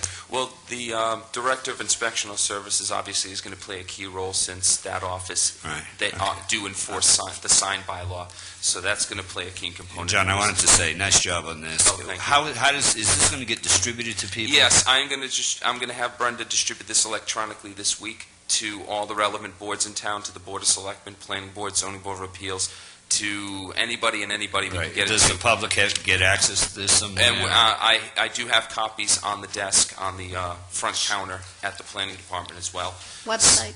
Website, exactly. Website. So this Yeah, is this the is first great. volume, so hopefully this is something that will be quarterly every few months.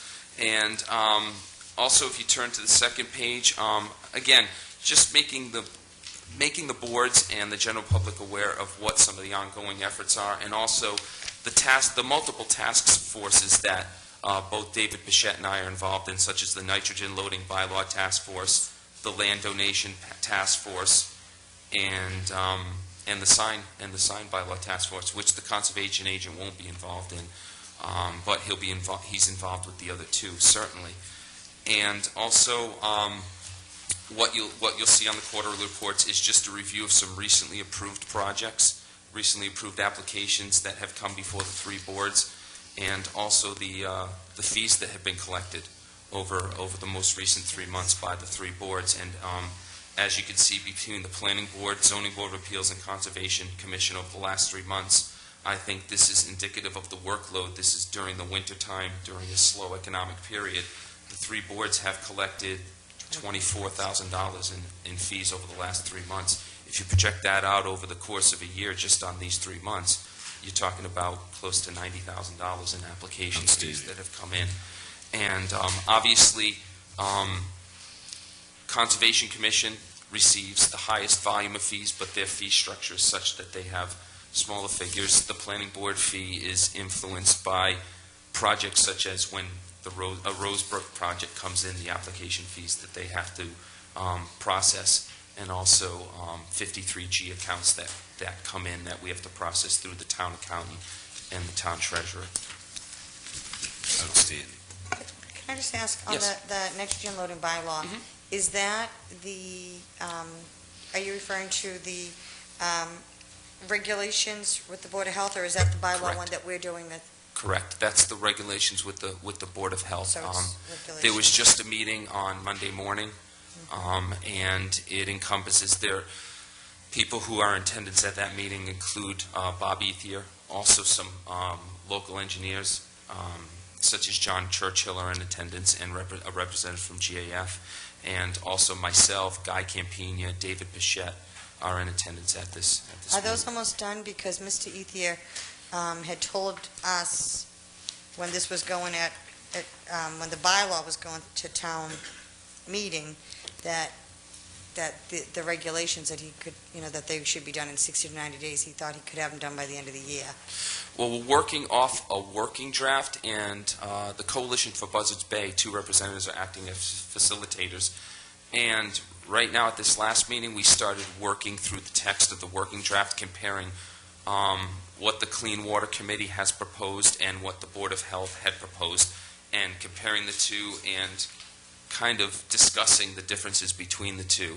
And the main discussion point at this meeting on Monday simply was what was voted at town meeting, what is the scope of of the bylaw that should be written. And so that's the main sticking point, is what is this going to apply to? Are we going to try and catch everything in one bylaw, or are we going to do it only for future projects of a certain scale and then come back and revisit at a later date? So right now there's discussion as far as what this will apply to. Thank you. We'll talk later. Thank you, Mr. Charbonneau. I think that it's so great to have a point of contact within the administration that is now putting together a news report, a planning report, if you will, as that's the title of your report, and helping to keep the Board of Selectmen informed as to what's happening. Well, things get And pretty also- crazy for both the Board of Selectmen and our department, so Yes, I figure they having do. something that goes out every quarter is a good way to keep you guys informed, and that way, if we don't cross paths as often as usual, then this board will know what's going on. And you won't be leaving us, right? No. Dispel the rumor. I am not going to give that article any more credence than it deserves by commenting on it. Thank you. We are happy to have you with us, and we hope you're with us for a long time. Thank you. And I think, I would say, if I can concur with Chairman Donahue, I think this is wonderful. I haven't had the pleasure of being the liaison to planning, but I have with conservation and zoning in the past, or present with conservation. And the work that these boards do, and the work that your office and, Kelly and Dave and you, but, Brenda Sampson, with just so much that never gets seen. So this is really nice, and I really appreciate the idea that we're actually going to be proactive for a change on addressing those issues, because we so often end up finding ourselves behind the 8 ball, and the zoning sitting there saying, well, yeah, but you can, or but we don't want it's this, inevitable in some cases. You can't be out ahead of everything, Right. but everything that I believe that our department and the town can be out in front of, I believe that we should be if we can. Great. Excellent. I do have one last question, if I might, and this is something that we've seen some emails on, and I know that it's still out there, but it's the issue of the sureties and the Board of Selectmen's role in those sureties. Yes. I would look forward to, I don't want to put you on the spot right this second, but I would look forward to, and I think my colleagues would be very interested in hearing what involvement the Board of Selectmen should be having with regard to the surety process, and if you can come back the next time and educate the board on that. Yeah, and that's I something would that, appreciate it. as I was communicating with the Zoning Board of Appeals regarding the insurance bond on 815 Main Street, that was something that Brenda Sampson had found in the general bylaws. So there are things that we're learning and we're finding out that, hey, this is the way this should be done. So it's something where it's a learning process for us as well. So I definitely will be communicating with the Board of Selectmen, and we can determine together, okay, what's the best way to bring this forward? What's the best way to conduct this review process? What point in the process should this be done? And so I look forward to working with the board to iron that out. Thank you very much. Madam Chair, while you're Yes, Mr. there, Holmes. this may not be a quick question for today, but I thought the chair was going on to discuss the emails about some of the votes we took at town meeting, and that's where my question was going to be. And I don't need an answer tonight, but maybe in the next week or so, we definitely need to get an answer, is on the one that came up twice. It was here last year, approved by town meeting. The rezoning of the Conference Recreation District? Nope, the other one, the road. Oh, was it Bethel Way? Bethel Way. Yeah. So at some point, I think this board needs to be addressed And we need to have an answer. We were told things here one night prior to town meeting that the money was going to be recouped, it wasn't going to cost the town anything, and I've seen some emails from the gentleman. So I'd like to see that, this board needs an answer on that, to know we voted in favor of that because we were told it wouldn't cost the town any money. Well, what, I had a conversation, a phone conversation with the direction of Mr. Andrews, with Leo Sullivan, the representative of the neighborhood there, and, Right. last week, and he and I discussed some things, and I would like to actually speak with Mr. Andrews about setting up a meeting. My concept was to get all the homeowners from Bethel Way to sit down with myself and Mr. Andrews and discuss a potential abetted project to reimburse Hancock Associates, because I believe the bill for Hancock Associates was a little under $1,900, $1,887, something along those lines. With 12 homeowners there, that's $157 apiece. So my hope is, after speaking with Mr. Sullivan, it was a good conversation, to continue the conversation and work out some kind of agreement where Hancock can get reimbursed by the homeowners for that work. I explained to him, and I will say it to the board, that the benefits of having the road accepted by the town and maintained by the town in perpetuity, the homeowners are not going to get a better bargain than that for $157. Right. You know, and I understand all that now, but what I'd like to see is something come back to the board that says, look, we told you this when we brought it before you. You all said you had a plan. It wasn't going to cost the town any money. Absolutely. And then I saw Mr. Andrews' letter to the citizens, and they seemed to be a little upset over his letter asking for the $157. So Right. I'd like to see that kind of come to a head and resolve, Yeah. and then report back to us and through Mr. Andrews and his report, so that we can answer citizens who are calling us saying, why What's are we going paying on? for that now? Right. When we voted on it, it was supposed to cost the town zero. I assure you, Mark has been in conversations with myself, and I've been in contact with Mr. Sullivan. We are working on that as we speak, so that is ongoing. Thank you again. Thank Have a you. good evening. Good job, John, thank you. Thank you. Thank you. Madam Chair, item number 3, if I could, after much review and research through not only the budget process, but the action resolves provide for the town to address the emergency medical technician services to be accepted in something called Group 4, which is, I am asking the board to embrace and adopt Chapter 467 of the Mass General Laws, which deals with their retirement options as they move forward. They, in many respects, are just like our police and fire and other, in many communities, fire doubles as duties with respect to emergency medical response. And this has a very small effect on us going forward. There are 8 active employees in the department, and I would ask for the recommended motion as recommended by the town administrator. It is right in the bottom. Now, what will this do? Madam Chair, it will allow them to join Group 4, which is pretty much the public safety arm of the Retirement Board, working with Bill Farmer, who's the Executive Director of the Plymouth County Retirement Association.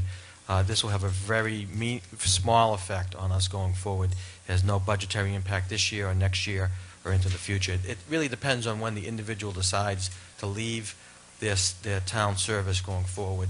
And it is something that is afforded to police and fire, emergency medical services personnel across the state. The law has been on the books since, not only the exact date, but in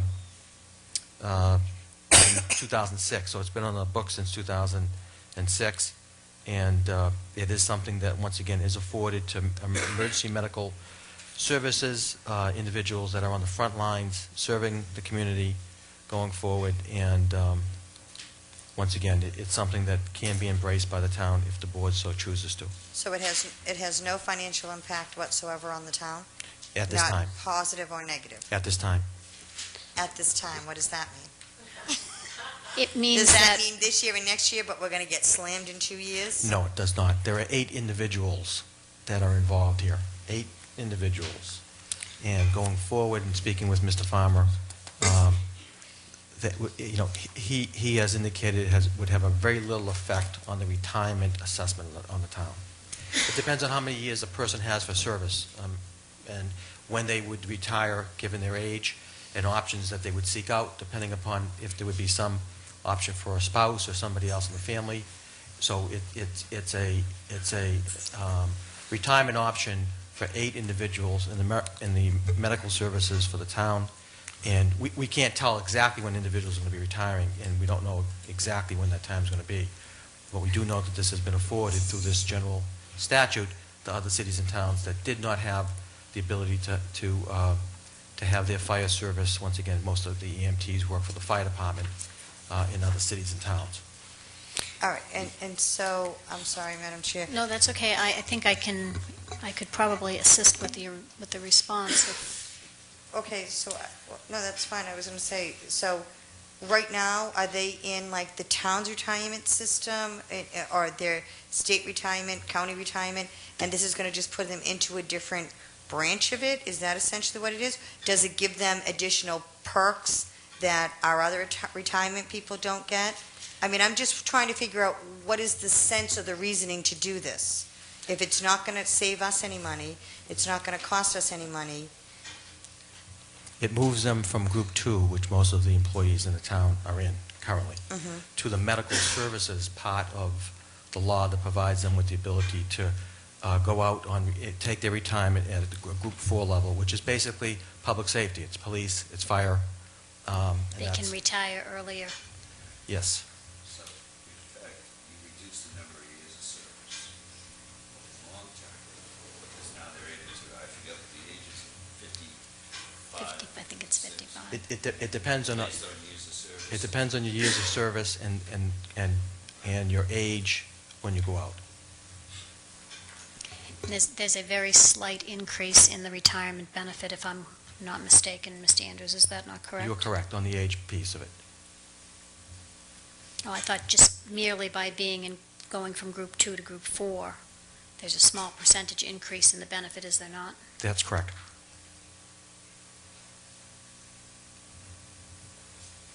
But again, at the same time, who knows, as Mr. Andrews said, when any one of the EMTs would in fact retire, or if they would move to another community, or, assessing exact costs to adopting this particular piece of legislation is very difficult to do an estimate on, because you don't know who's going to stay here, who's not going to stay, who's going to retire from the town. It could. What's the reason for it? What do you... Go ahead. Madam Chair, I'm just trying to get sure. this was not allowed until, it says here, 2009. The original was in 2006, which covered police officers, firefighters. In 2009, the state adopted the new portion, which allowed for EMTs, EMS service, I guess they're all grouped together, paramedics, all grouped together, because of the nature of their job, and because of the way that cities and towns in Massachusetts divvy up that role. Some belong to the police department, some belong to the fire department, some stand alone. And so they saw this, I guess, as a loophole or a benefit that people like our EMT service in Wareham and other cities around us, that they're not part of the police or fire, so they were left out. So now we're trying to make something right. In 2009, the state adopted this additional section. Now, the second point is, in the end, if I'm not mistaken, Mr. Andrews can probably confirm this, but in some cases, this may actually reduce our future benefit to a EMT server, because you're actually, in a roundabout way, you can be limiting their years of service, so they can't work till they're 65 or 70. You blow them out at 55, and it reduces the years of service. So in some cases, you might pay a little bit more, and in some cases, you may pay a little bit less. And you can confirm that, but that's what I read, I believe. It's an option based on the nature of the job that's different from a clerk or somebody else sitting in an office. And it's an option. And once again, please put forward. And I think Mr. Holmes' explanation is there's an equity issue involved, and the EMS, because of the standalone nature of the EMS in our community and in other communities. We're in in my opinion, inadvertently left out of the process at the time. And this was also part of the agreement we just, with the contract, correct? Which is now signed? It's going through the final stages. Yeah, right. Yeah. Okay. And adopting Chapter 267 of the Acts of 2006 or whatever, does that have to be also put on the warrant? Or can No. just the Board of No. Selectmen adopt it? Just the Board of, excuse me, Madam Chair, through you, just the Board of Selectmen.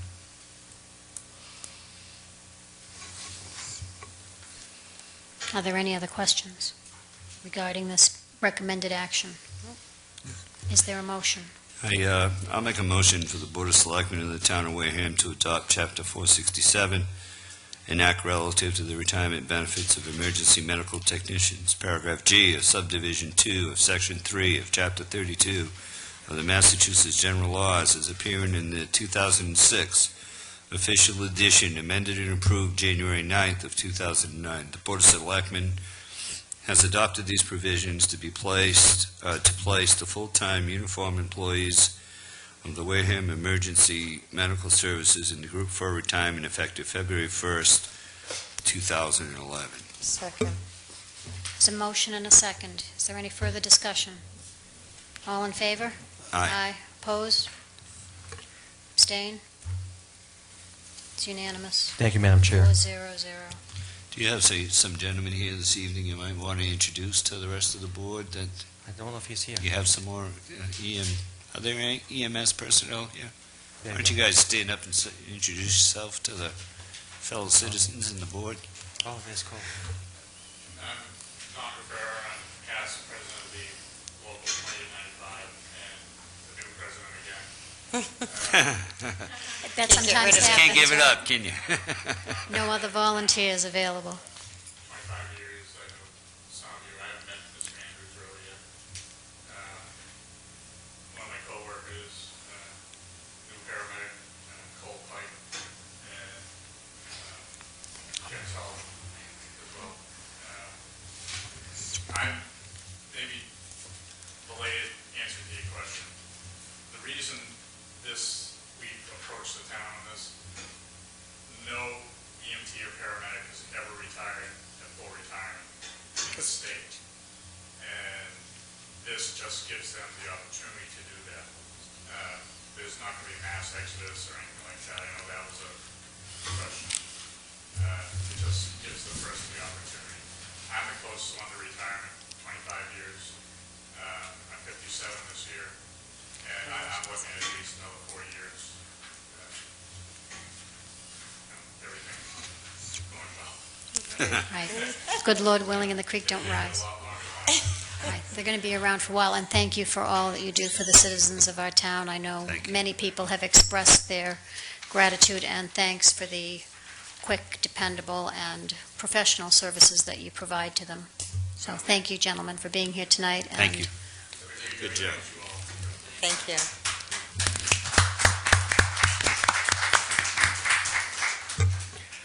Madam Chair, on item B, if I might continue, on Tuesday, January 25th, I attended the Regional 911 Dispatch Feasibility Study.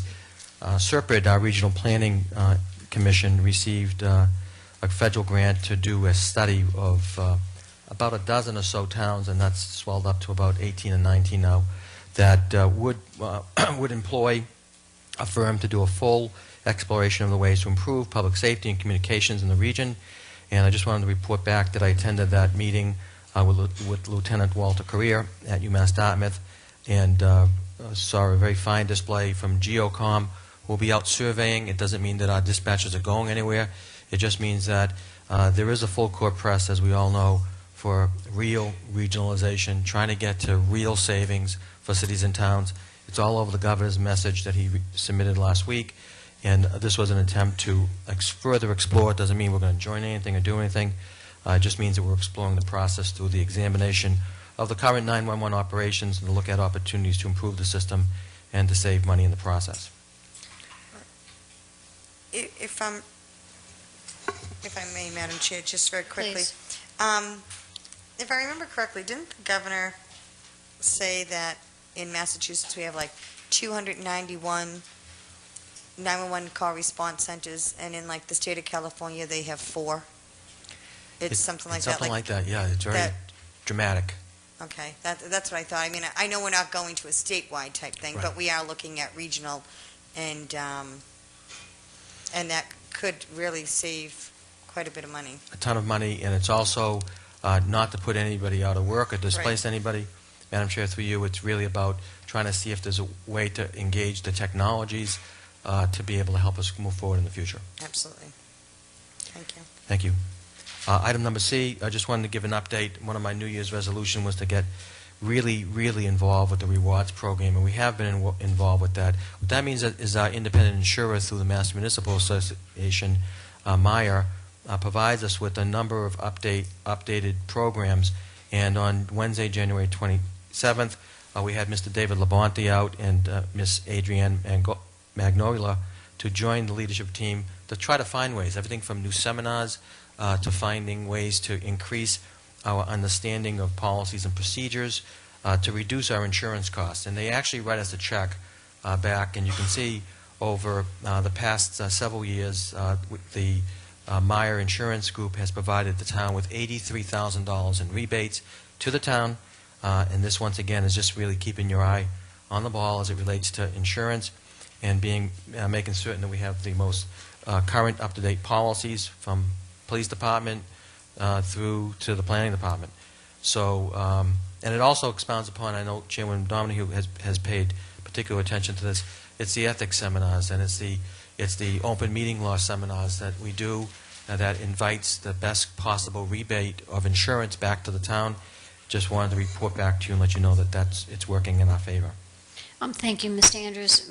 You did mention a key word there with the ethics seminar, and I know that the rebates for the rewards program come from a variety of different places, but I would like to ask you if you could look into having the town council come down and review some of the ethics issues. Sure. I know we have the online ethics program, and every employee and member of board or commission is required to take those.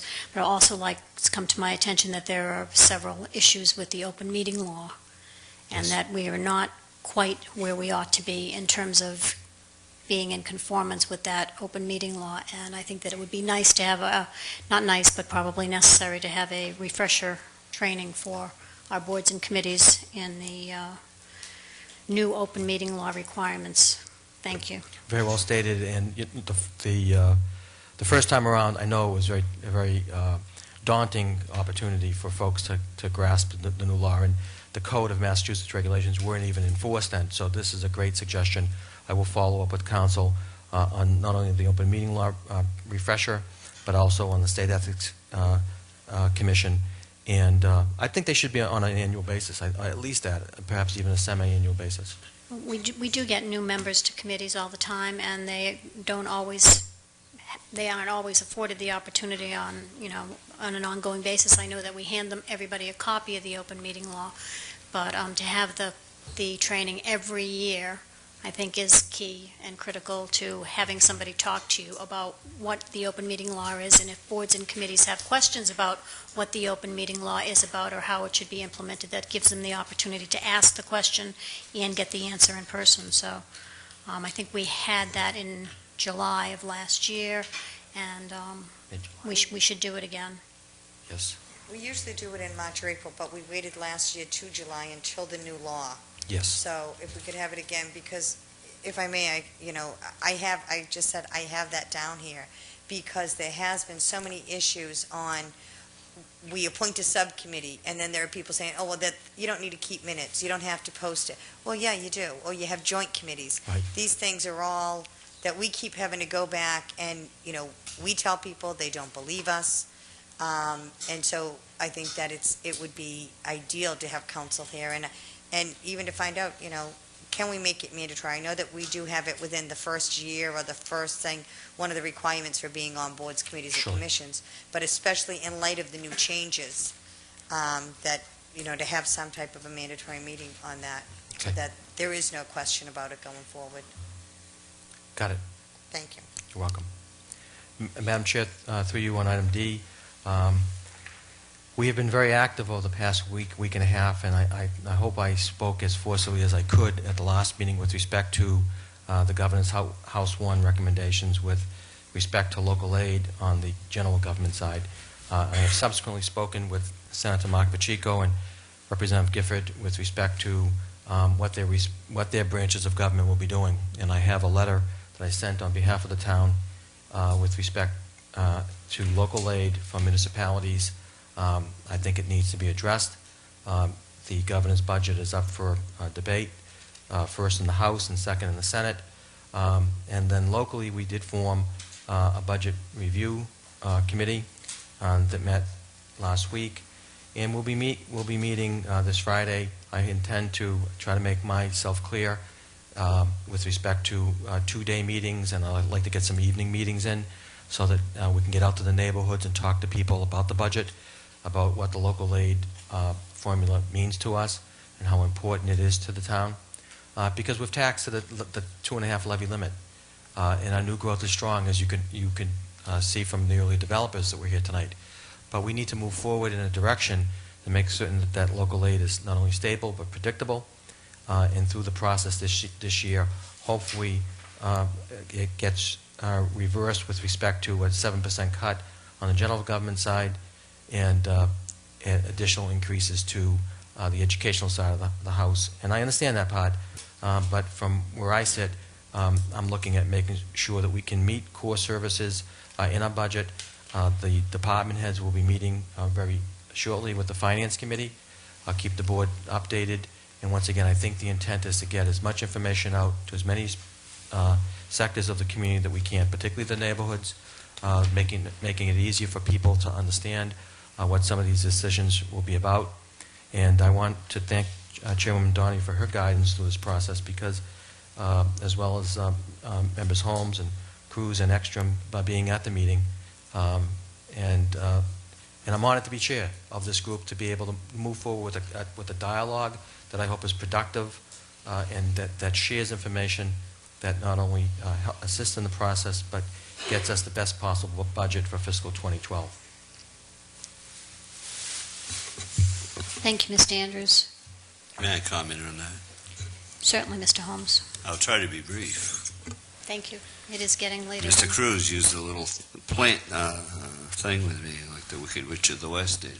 Mr. Andrews, last week, when we spoke about this, you said that the meeting on Friday, and Mrs. Winslow was also on that committee, by the way, that meeting on Friday was a closed meeting, as I recall, and not open. It was posted and open. It was posted and open. Well, I understand, but it wasn't open to the public. Yes, Yes, it was. It was. There were audience Because you said it members. wasn't going to be on Friday, that this was a housekeeping meeting where you're going to set up the rules. And No, so I'm my sorry. concern is this. Again, that these meetings are open to the public, and anybody can come. And you don't have to, if 300 people show up, I'm not suggesting that you listen to 300 people's suggestions. But what I'm suggesting is that this group meet in a location that's handicap accessible, that are open so there are seats so people can sit down. And I really have an issue with 10 o'clock in the morning meetings to discuss it. Last week you asked for all this public opinion, right? And then you have a meeting to discuss it at 10 o'clock in the morning. Most of the people who pay the bill in this town are working at that time. If I may, Mr. Holmes, because I am on that committee Friday morning, it was an open meeting. We did have members in an audience. Ms. Winslow was not there. Unfortunately, I guess you didn't get a call as the backup, or, because you weren't there. But I can tell you that it was, I guess, it was stressed that some of us would prefer to have these in the evening. And I don't want to say we were outvoted, because I don't think there was an official vote on it, but there were far more people that preferred to do it during the daytime. And the consensus, or I guess what we met at, was we'd do a couple during the day and then a couple in the evening. They are open. I believe that I had said it at the first meeting. I said it here last week, and I said it at the meeting Friday, that unless we're going into something to discuss a collective bargaining where we as the town and school side want to look into, offering a different type of health insurance or something like that, that would be the only time, in my opinion, again, under the open meeting law, that we would be able to go into executive. Other than that, they would be open public meetings. Like if it was a strategy for that, that's the only thing I could come up with to have it as a closed meeting. If I could... I would just say to that thank you for the comments. And appreciate your I would like to re-emphasis. see the meetings open. I'm not sure why this group would go into the negotiations over union contracts. Well, they but might not. Oh, no, that isn't what I meant. What I meant is like, say, for example, we were talking, there was I know the GIC, we're not doing that, but say it was something like that, and we wanted to say, okay, the only way we're going to be able to save X amount of dollars is if we can convince the unions to go to this thing. We would go into executive to discuss that, what our strategy would be.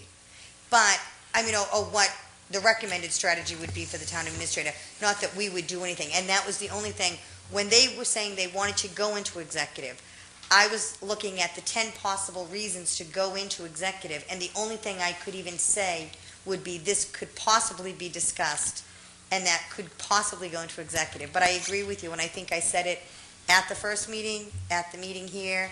As a matter of fact, someone from our audience came up to me after the meeting and said, that's not what they agreed on. And I said, well, that's what I said. And it goes back to Chairman Donahue's point about the open meeting law. Some people don't believe that this is an open meeting because it's only 2 members of this committee and 2 members of that. But in reality, it is, whether you call it an ad hoc committee or a study committee or whatever, there are subcommittees from 3 committees or boards there. And so those subcommittees are all part of this, and therefore, I believe the open meeting law does take effect. And if I could, Mr. Holmes, I appreciate your re-emphasis on this issue. I have felt exactly the same way since this first came up as a discussion point. I know that I wasn't here at either one of the meetings where it was discussed, but I think that the bottom line here is that principle and a right of the individual taxpayers and citizens of our community to know what is taking place in these meetings. And it's open, transparent government. It's discussion of the issues in the public eye. That's what the open meeting law is all about. And the fact that we had people on this subcommittee who felt that it could be otherwise is really appalling to me personally, as I can tell that it is to you. And so I would just like to say to the citizens, again, you have rights to know what's going on and to be part of the discussion. And so I'm sure that we will continue down that path, and that Mr. Andrews has already assured me that several of the meetings will be scheduled in the evening when people are available. I myself am unable to attend during the day, as are many people who work. So I think there are people who could contribute to the input of the meeting, whether it's after the meeting, or I know there's 300 people there, you're not going to take input from everybody at the meeting, but Right. people should have the opportunity to see and hear what's going on. If these meetings were to be held here in this room on television, that would be absolutely, positively the best thing that could happen, in my opinion. I think that if these discussions are not aired publicly, oftentimes what happens is the information that comes from them can be distorted and played out in the public, which is exactly what I would hope and understand that people would like to try to avoid. So I really encourage the committee, the subcommittee, to think along those lines and to have these discussions. We have limited resources, and town meeting very clearly came out with their stamp of approval on, and their demand for the school committee and the Board of Selectmen to work together on budgetary issues and other issues.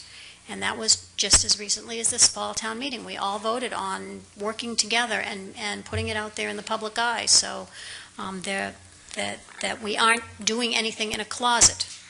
Nope, I certainly would not want to be told that I was doing something in a closet, and I would never do anything in a closet. So I think that we just need to make sure that this all takes place in an open, honest, transparent discussion, and that the citizens have the opportunity to have some input as to what is best for the community. And I think that's probably enough. Yeah, and I said agree with on you, that. and that was one of my suggestions, that this room be used. I think there is a member, I would never put anyone on the spot, but I think there's a member on that committee who's part of the Wareham Community Television Group, and I'm sure somebody could figure out how to run that machine in the back there. And they could be live, and they could be taped, and you could show the morning meetings in the evening so people come home can watch and see what happened. I'm all in favor of the group, but not if it's not going to be in the public eye. Well, it will be, So- and I think that without beating a dead horse, I just want to make sure that I would that say, we're promoting that. and Mr. Andrews did give us the list of names of people that were in attendance.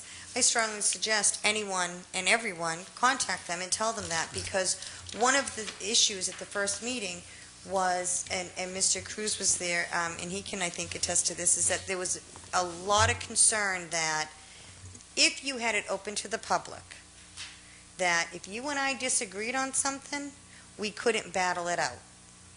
That we had to maintain composure, or that, that there couldn't be this, because they said, oh, we have to agree that, we can say anything we want in this room, and then when we walk out, it's fine. Well, that's the way I am with, most meetings. I might get a little hot for a couple hours, but I'm okay afterwards the next day or something. And that was, I think, what they were trying to avoid. And I think that all of us, on all of those things, should be adult enough to realize that, I should be able to go to the mat for, a specific issue or line in a budget if I think it's important, and you shouldn't hold it against me, which sometimes that all too often happens in this town. And I think that was what they were trying to avoid, was that when I come out and I say, we don't need preschool textbooks or something, that I'm not the one who hates little children. Do you know what I mean? And that was, I can appreciate where they were going with it, but I would hope that we could raise the level of discourse so that we can stop that frenzy and handle it as adults. So, that's, I well, I don't think disagree. we had discussions about civility and respect in the community at our Stop the Violence meeting last week, and I think that we should raise the level of expectations from all of our boards and committees to have discourse in public without embarrassing each other. In any event, I think that Madam Mr. Chair, Andrews has the point well taken at the this. point is well taken. And by the way, they are public meetings and they are posted, so they are public. It's very simple in the end. We'll find the right facility and make sure that that happens as we go forward. And I do appreciate the feedback. Thank you. I know that later on in the agenda, I did have a note to do the budget review subcommittee discussion, and I don't know if there were any issues of substance that were discussed on either of the meetings that you've had thus far, but I just wanted to reiterate my feelings for this board that, we are the policy, not my feelings, but what the charter says we are. We set the policy for the budget. We give guidance to the town administrator. It's the town administrator's budget, as our policy has, as presented in the realm of our policy, and that any of the issues that come up before the board, the subcommittee proposals to change to change the town's budget, should be brought back to the board for a full discussion, and that if we have any guidance and policy that we would like to give to Mr. Andrews as chairman of the board, Mrs. Winslow and Mrs. Ekstrom as our representatives on the board, as well as Mr. Holmes as the alternate, that we should make that policy and guidance known up front. So I'd like everybody to think about the budget, think again about the budget that was presented to us by Mr. Andrews, and if there's any deviation from the policy that we've already given him and the guidance that he put forward in his effort to put a budget together, to please, this will be on the agenda every week from now until the budget is set and printed in the warrant and discussed right up until town meeting, in terms of what may or may not be called for changes in the budget. So if there was any issue of substance discussed at the subcommittee this past week, it would come back here. There was nothing, but there's no, nothing welcome yet. back Okay, here. I just wanted to be clear say that there was nothing yet. Okay, thank you. Madam Chair, if I could just continue with respect to, I did skip over, I'd just like to go back to just for a minute. Mr. Gifford obviously is out working on the streets. We did receive a very interesting local financial impact review from the state auditor that it was about Massachusetts dam safety, and there are noted experts in the room. But what I would like to do is put this off till next week so that Mr. Gifford can be here and present it. We also have some backup information. The auditor makes good points. He also says in his letter to the cities and towns and to the governor and other legislative leaders that the Commonwealth should establish a multi-year program for incentive financing. And those are the key terms I like to hear when we're talking about repairing dams. So this did come out on January 11th. We do have it on I'd like to, if I could, through you, Madam Chair, leave it on for next week and then go from there. Yes, we would like to hear about this, and I know that we have had some information presented to us on our dams and the dam bridge, the bridge dam. We've had some discussions on them, so I think it would be an opportunity to review those issues and to see if we have some means of remedying the situations. And there's also some information that was brought to us by one of our citizens regarding upstream dam mitigation issues and how we might be able to take advantage of them. I believe it was Mr. Slavin who brought us that information, so maybe he might be willing to come in and also Yes, I think he has a address whole the library issues. on dams, so we'll have to get to that part of the Right. library. Thank you. You're welcome. Madam Chair, just on status report, if I could, we are closing in on once again finalizing out the management action plan with regards to the Department of Revenue letter and our independent auditors who are, by the way, wrapping up their business, and I will have some information for the board hopefully in the next couple of weeks. The Cranberry Commons Task Force did not meet this past week, but we are working with Mr. Ferry on some permitting and some programs on his property.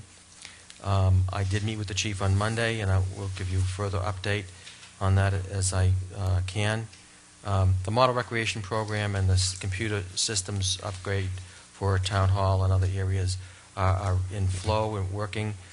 We are working very closely also on trying to monitor, as Selectman Cruz has pointed out, and others, Selectman Ekstrom, that we're trying to look at how to monitor business certificates through some form of software program that could allow the building department and the town clerk to do that to ensure compliance. I am happy to say that you can now look at your own copy of the CETA grant application that was funded at $1 million. I know a number of board members, including Member Holmes, has worked very hard as a liaison on that. And we also have a land donation review working tomorrow after leadership team, weather permitting, to get some policies and procedures moving on land donations. And once again, I have spoken to you about my desire to reach out to our legislative delegation relative to local aid coming up for next year's budget. And that concludes my report, Madam Chair. Just for clarification, on the governor's 2012 budget, Yes. the initial budget that you put forward to the town, you had recommended a 9% across the board cut for the town side of government, is that correct? That's correct. And the local aid cut that's being proposed by the governor's budget is 7%? That's correct.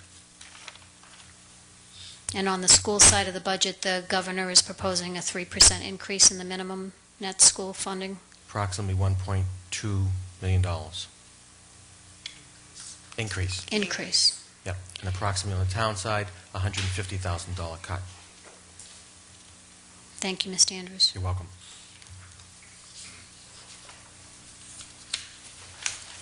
Okay.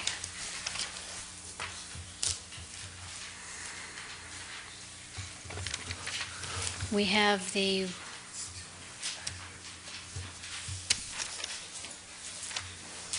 shall we move to letter C, discussion of consumption of alcohol on town property? Can't come to me.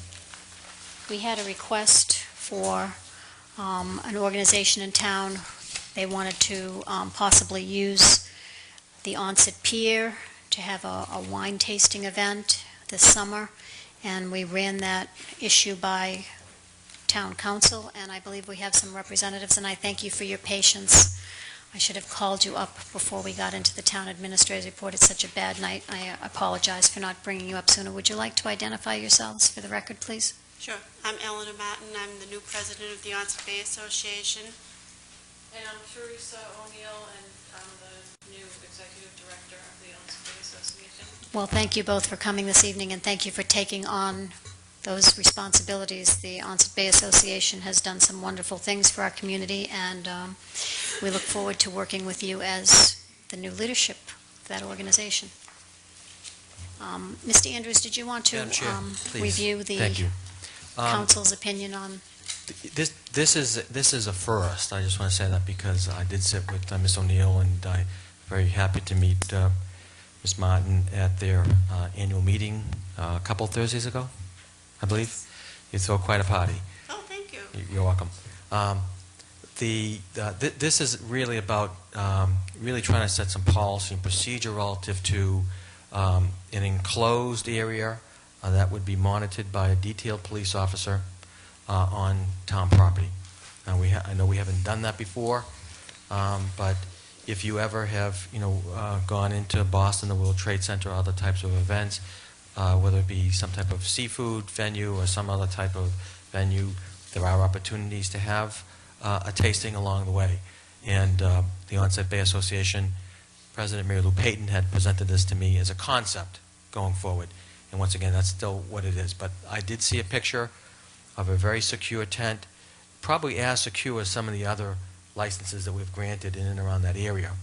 And I think the idea here is, once again, it's just a concept, to be able to move forward and say, Town Council has reviewed this, and there's no impediment if the board feels that this could be done in a reasonable, secure way.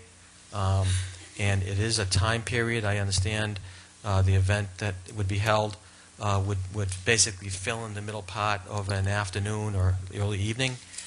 It would be from 6 o'clock.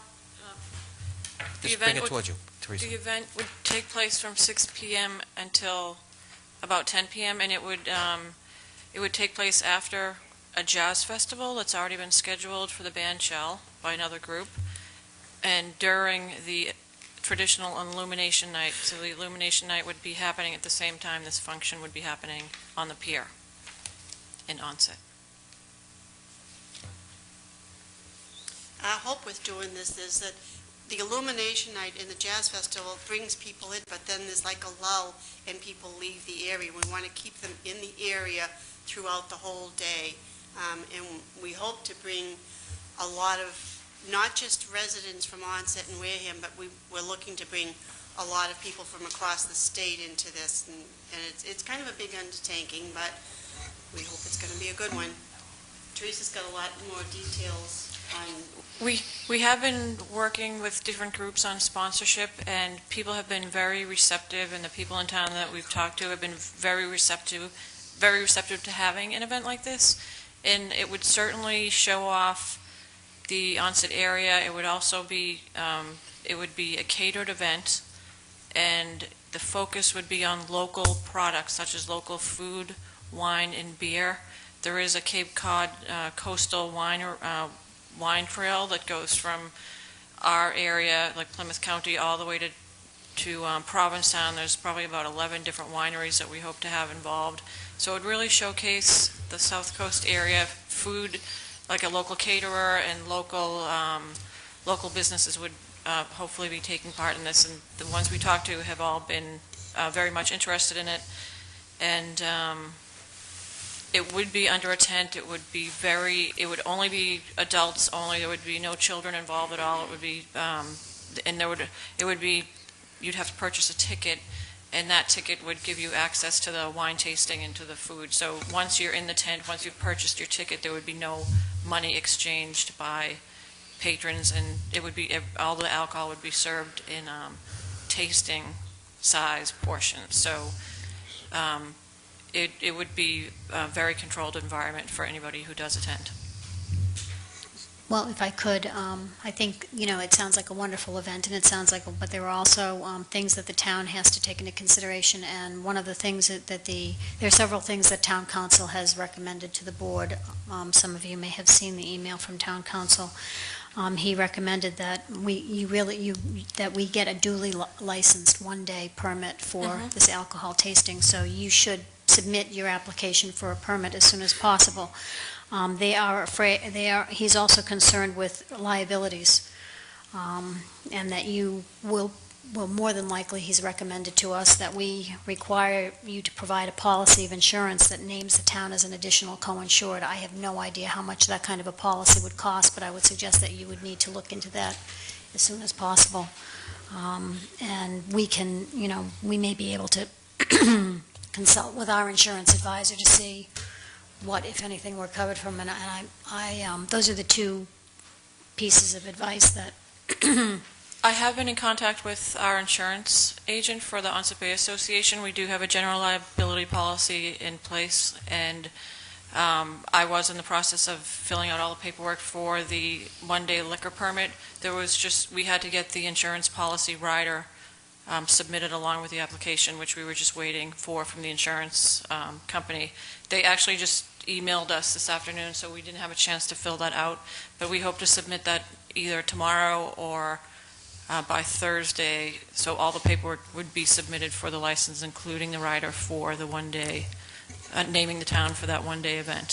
So it's definitely in the works. It was just a matter of a few pieces of paper that we were missing. Okay, that's great. I wasn't aware how far along in the process you had been advised as to what what may be needed, and then of course there's the one-day license and the policy issues that the board needs to address in terms of how we do this. It is the first time going forward, and if the board so desires to, approve a one-day license on town property for that, for this event, and to set precedent for other events, if there are any other events, or if we want to write a policy for the future with regard to this.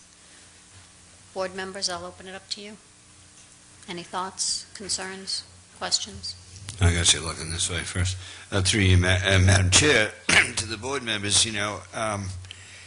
there's a real separation here, I think. I understand technically the word consumption of alcohol on town property is the way this is listed here.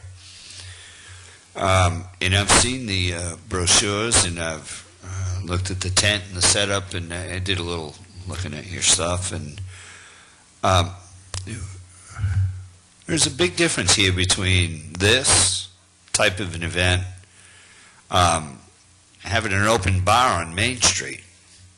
Okay, this is not a full alcoholic bar. There's no customers. There's no cash. There's no beer. I don't know if there's beer and wine. I think it's just wine. Beer and wine tasting. It is beer and wine, right? Okay, so there's no Captain Morgan and Cokes or nothing like No. that.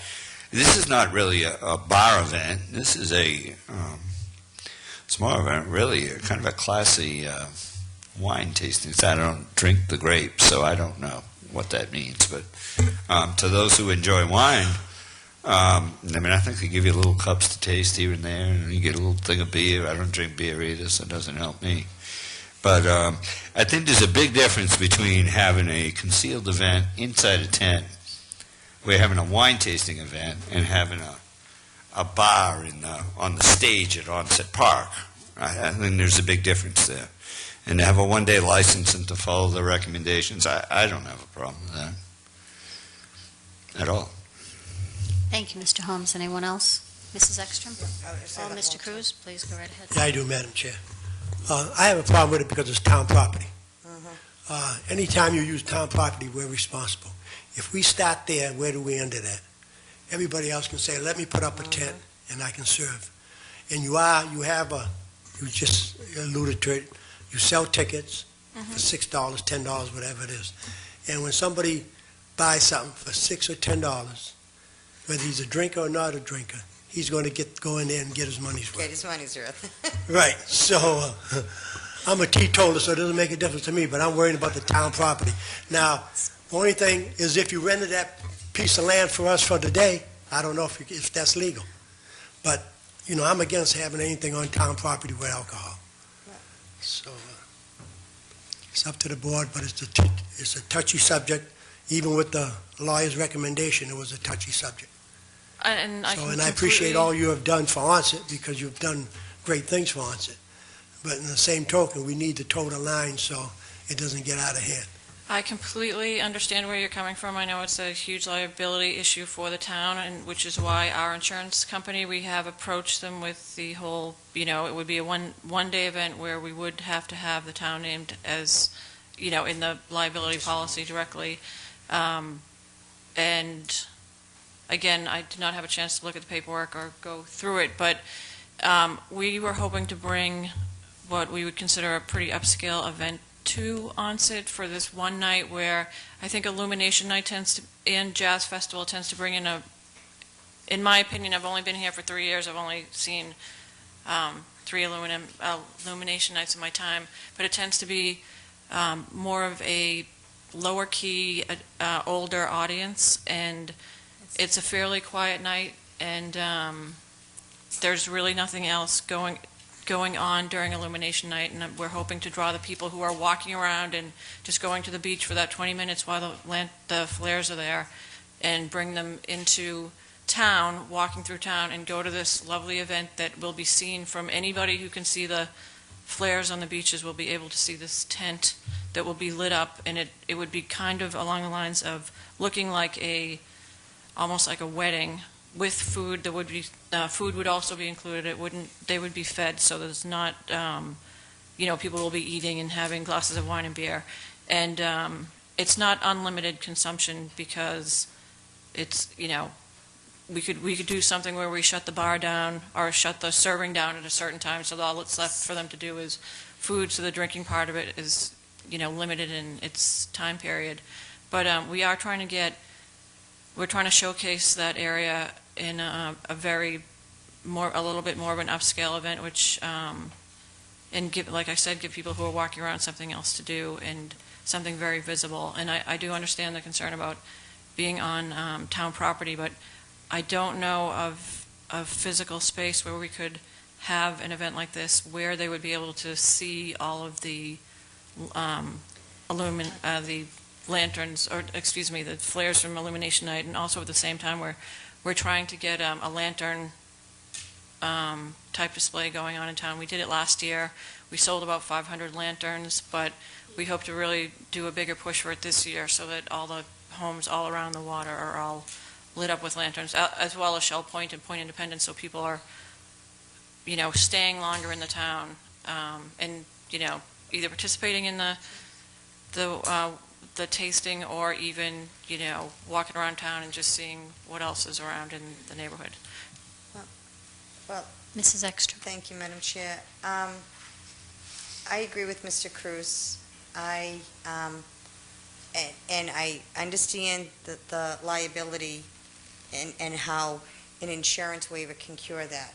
My concern is what happens when somebody wants to get a one-day liquor license for the playground off of Hathaway, because they're going to put a tent up, so it's okay. I also, when you just said that, well, we can close the bar or whatever, my understanding with wine tasting is that you take the wine, someone explains to you what you're tasting, the nuts and berries and fruits, you wish it around and you spit it out. That this is not something that you should even be consuming.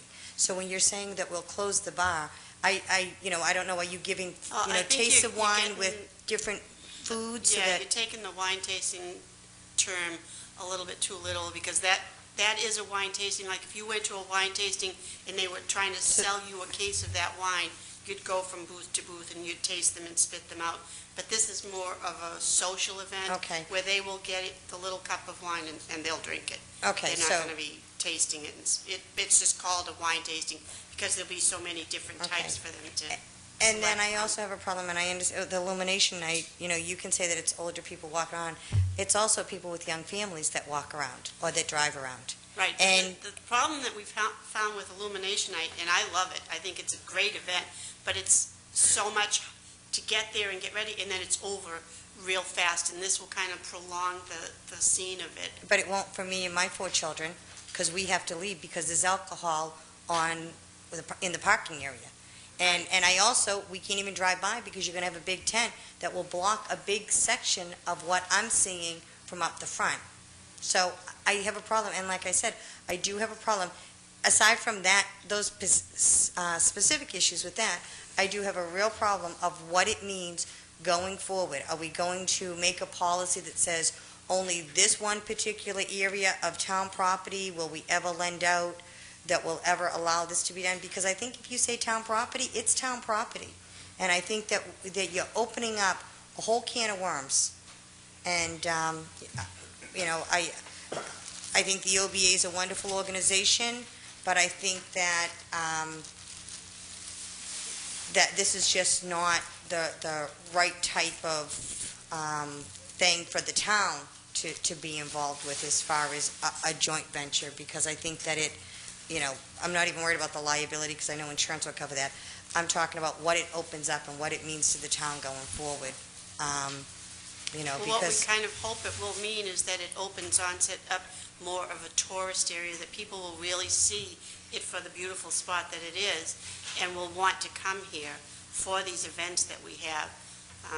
And that's what we're trying to do. And that's very admirable, and I'm not saying it doesn't. But what I'm saying is that how can I stop someone from wanting to Right. rent from the town, take out a liability, and have a bar, whether it's beer and wine, and they call it a tasting or whatever, on a playground, because it's town property. I just want to make a comment about that, and because we didn't officially make it, our license application wasn't ready, so we didn't make it to the official, this was a discussion only, so, I hope to be able to present what we have in mind, including like a, similar to what the developer had here, so you could actually see pictures of what we want to do, what wine companies we've been dealing with, the kind of product, but also, it is an application, and if you don't like what we do, you can always deny it. So if you didn't like if you end up that the board likes it, hopefully you'll say yes. But if you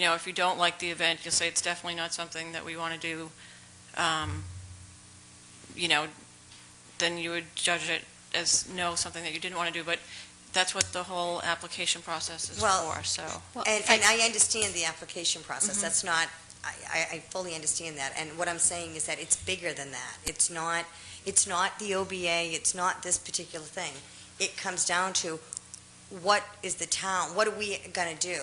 We can't, like I said, I don't think, under arbitrary and capricious, terms in law, I don't think that we can say this area and not this area, or this neighborhood and not this neighborhood.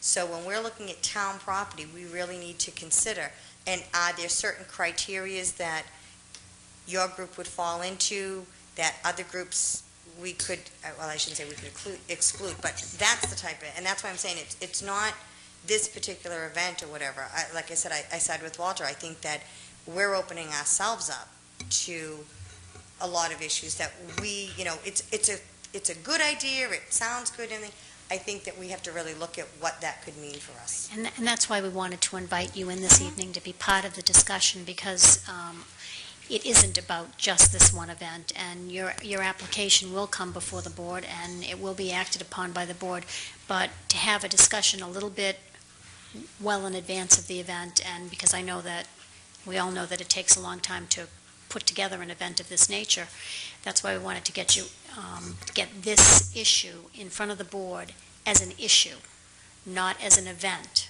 prior to the application for the one-day liquor license coming before us, so that we could air out some of these issues that have to do with policy and process, and put our heads together and see what we were thinking, and also to get maybe some feedback from the general public, who may in fact have some input for this board over the next week or so, or 2 weeks, until the application comes before us. I think that it is, that there are good points being made on both sides. We certainly want to attract tourists to our areas.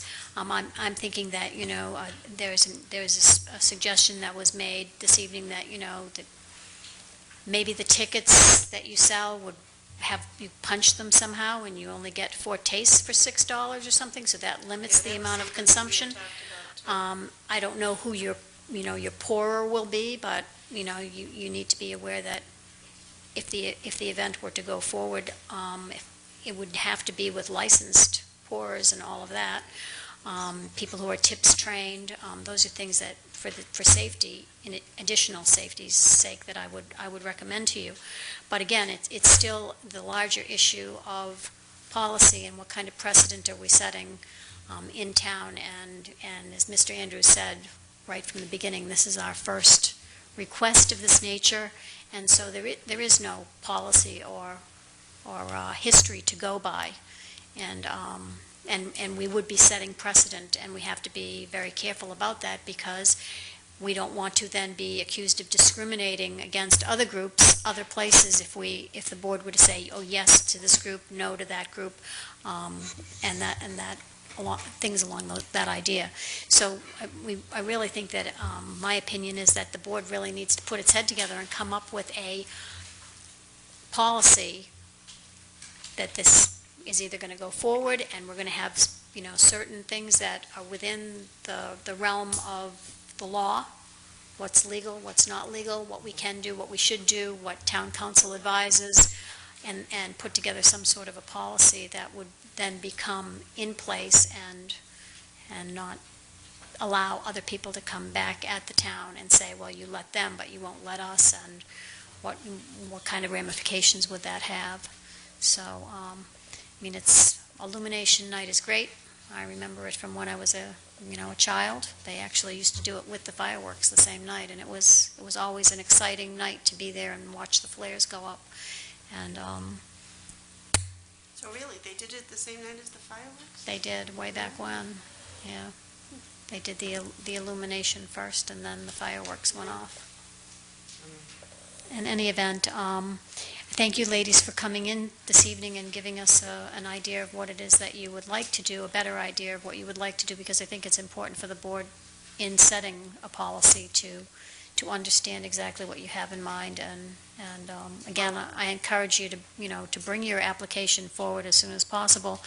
And I encourage the board, again, to we'll put this back on the agenda and have another discussion as far as whether or not we want to go forward with a policy. Did anybody else have anything else they wanted to add? Mr. Cruz? Yes, I know you must have done your homework, but there must be other venues in town that you approach to holding at their facilities, or we have vacant buildings you may use? Well, we have thought about other places as Plan B and C and D, Our if need biggest be. Plan B was Wickets, and that kind of just fell apart on us, but And we also thought about the golf course, but that would kind of take the whole point of showing off the harbor. yeah, my thoughts on that was that it's really too far away to bring people into the beach area to see it. It wouldn't do what we wanted to do. We wanted to keep people from the jazz festival to the wine tasting to illumination and all in the same area.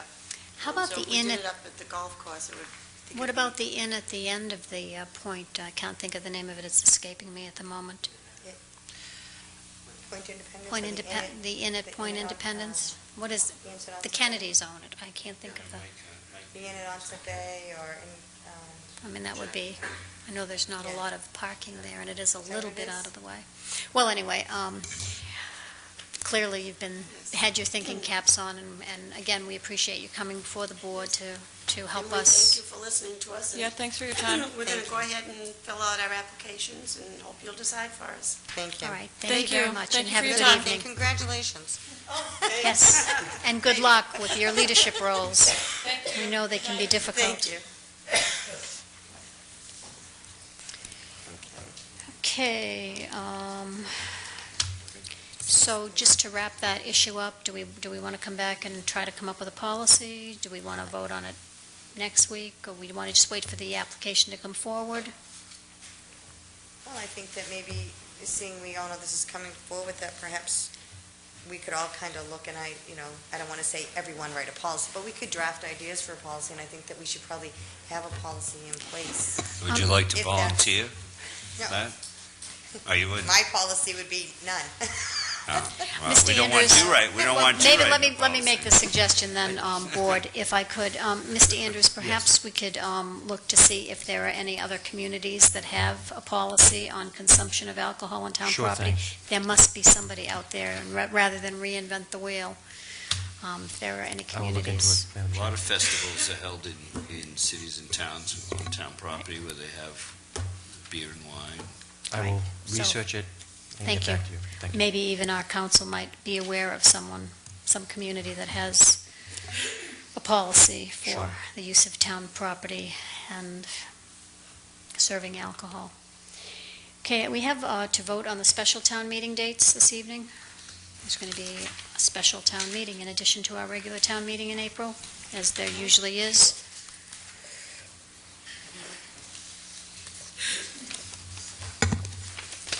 Mr. Cruz? Yes, Madam Chair.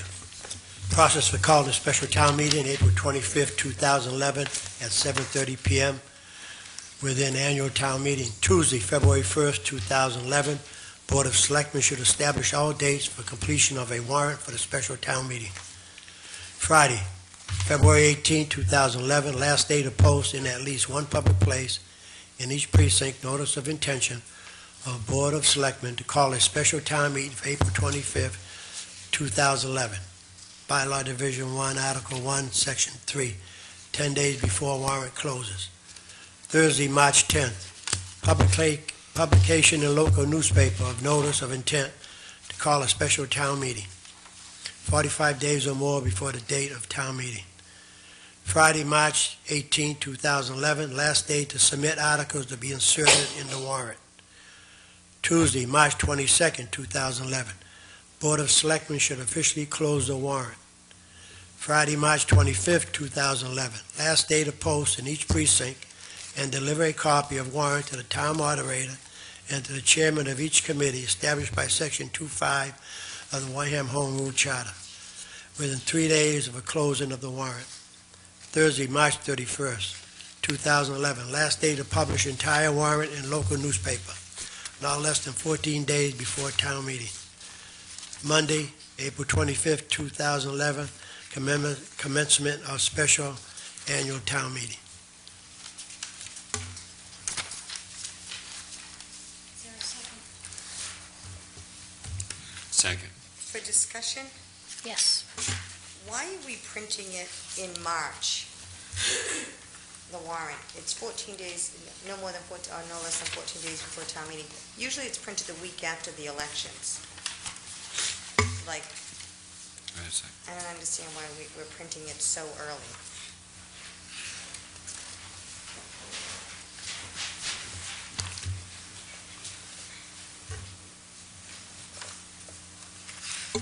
Mr. Andrews? Print? I don't, it doesn't say print anywhere. Well, to publish, which is, I think Well, Mrs. publish Mrs. is Exner print. means to it. Publish is Publish just- the entire warrant. Last day to publish the entire warrant in a local newspaper. Right, that's not printing the warrant. No, that's having it printed in a paper, I'm sorry, to have it published in a paper. I don't understand why We might have been a little aggressive on that, Madam Chair, and certainly any modification that could be suggested. I think it's important to make sure we hit the estimated timelines. And is it March 10th, Madam Chair? Town meeting is April 25th, No, it's March 31st. and you've got the, so it's 25 days. You're publishing in the paper 25 days before town meeting, It says no less than 14. and we don't have to have it. Well, I understand that, Right, but, you know, no. We had a delayed town meeting last year because it wasn't published. He's trying to be ahead of the curve. Okay, and I can appreciate that, but what happens is that if you print it a couple weeks beforehand, 2 to 3 weeks beforehand, people usually save the newspaper. This way, okay, well, I don't care, we can do it the 31st.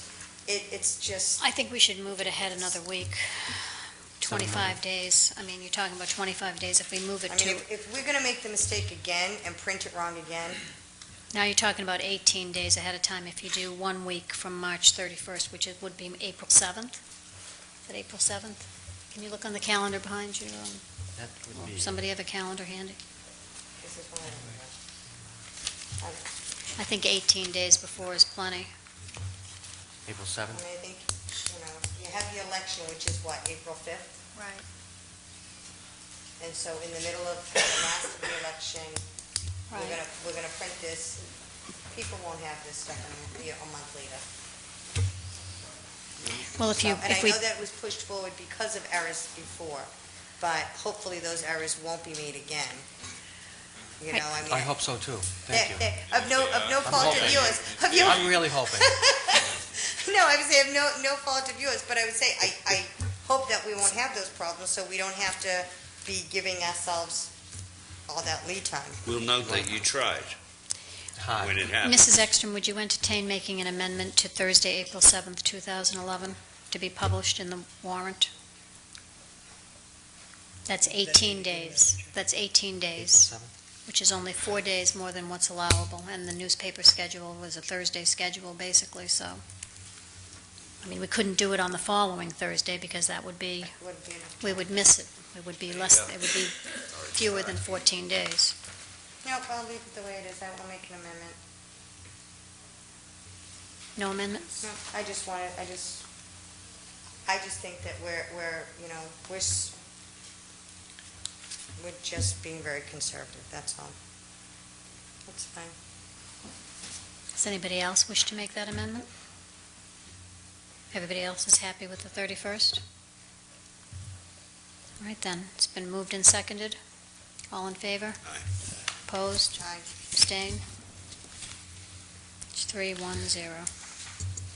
mess it up. Now we can. Now we can. Now, he is fine. No, now we can mess it up, because we've given him all that extra lead time. But he won't. Well, it's not him. Not him anyway, right? And it wasn't him anyway last time, so. Right. Okay, conservative can be good sometimes. Mr. Cruz. Notice of April 25th, 2011 special town meeting, Commonwealth of Massachusetts, Plymouth County.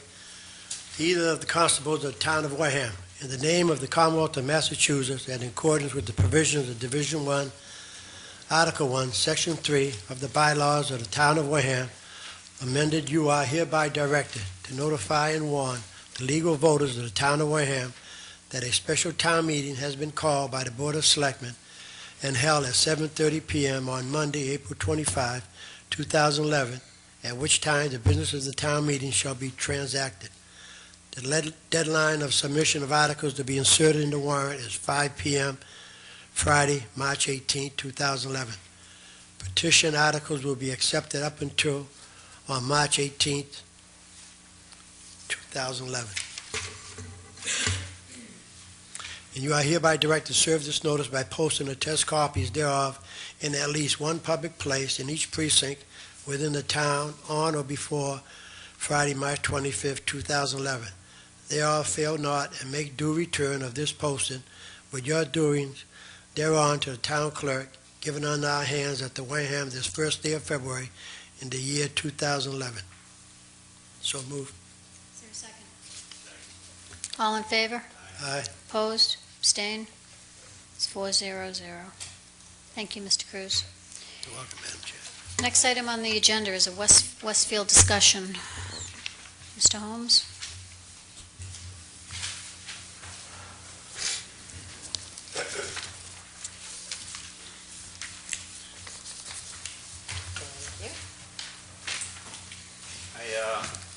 Dennis, would you like to have a cup? I made extra, so you can have a copy. Madam Chair, last week we went through some of these things, and I will admit that my memory is weak. But basically, we agreed to outline the role of the committee in the Board of Selectmen, so that once we finish our interviews and appoint the people to the committee, we've established the marching orders already, as this committee is an advisory board to the Board of Selectmen. I prefer the word charter to marching orders, if you don't mind, All right. Mr. Holmes. Okay. We can Charter the committee. charter the role of the committee, if you will. So I had volunteered to take some of the notes and put this together, but I still have some questions, if we could just run through it. real quick. And I was going to email this to people, but I was really concerned about emailing this under the open meeting law, so I just decided to hand it out tonight. Basically, it talked about we talked a little bit about the point of the purpose of the committee, the advisory board, as I called it, was to review the Westfield article, to review the Westfield RFP, and we stressed that it would be provided by the Board of Selectmen to the committee, and that the committee would make recommendations, review the RFP and make recommendations to the Board of Selectmen. That's kind of where that was. The main purpose and the mission was to provide the best possible advice to the Board of Selectmen and make recommendations on the RFP that is provided by the Board of Selectmen.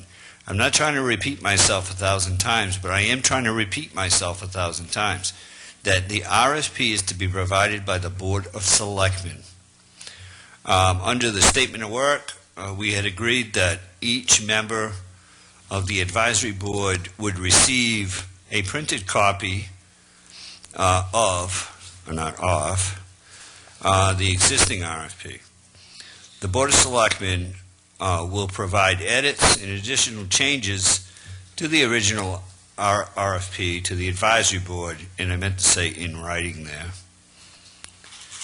And a member of the advisory board will be present at all Board of Selectmen meetings, as we have now added this as a part of our agenda going forward until this process is completed, and that member of the committee didn't have to be the chairperson, didn't have to be the scribe or the secretary, just a representative to come before us every week to update the selectmen on the status of the advisory board, to ask any questions, or to get any clarifications on any issue dealing with the RFP.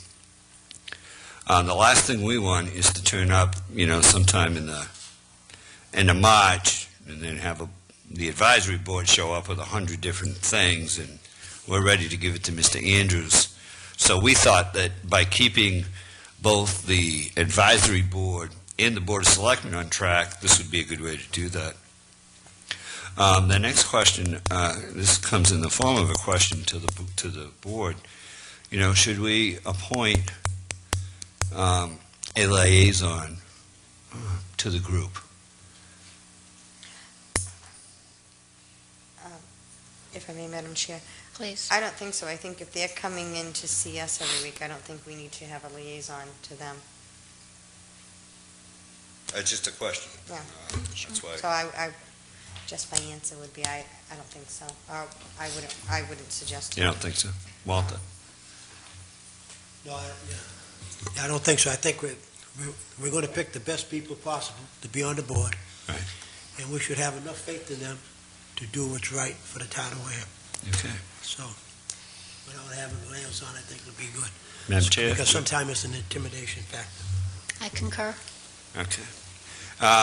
And then basically the last statement was just to reaffirm before we establish this group that this advisory board is not formed to write an RFP, that is our responsibility, and that they are going to review our RFP and make recommendations. It's just the same thing that was in the above. Now, here's where it gets a little washy for me, is on the time frame. The interview part is easy. We've got that down pretty well, that the interviews will be split between 1/8 and 15 February. Then we would select the members to the advisory board. Now, the question is, and we didn't talk about this, should we also appoint, and I think we can do this under our purview as Board of Selectmen, can we also appoint maybe 2 alternates to the group? Let's say we got 7 people, and they're working on this thing, and, God forbid, somebody got sick and had to back out. Then we're in the middle of this process, and we try to backfill the 7th person with somebody who hasn't been to any of the meetings. It was just an idea to have a couple of alternates, not alternatives, but alternates appointed to the group. I appreciate the idea, but I think that we're limited by the passage of the article at town meeting that said we would have 7 members.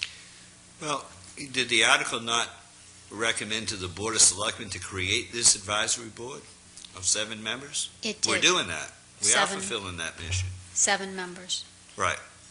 So this is a very short term, as you'll see in our timeline. It's a very short-term project, and if you lose 1 or 2 people, God forbid they get sick, we have 5 people, and then we don't have a 7-member board of advisors. Well- We're not changing the 7. We're just saying maybe we have a couple of alternates that go to all the meetings. They don't vote or anything, but just like a jury panel, Well- if you will. Well, I would think that, first of all, because, it's the Westfield senior housing and with the recreation component, that I would hope that everyone who's on it is working towards that goal.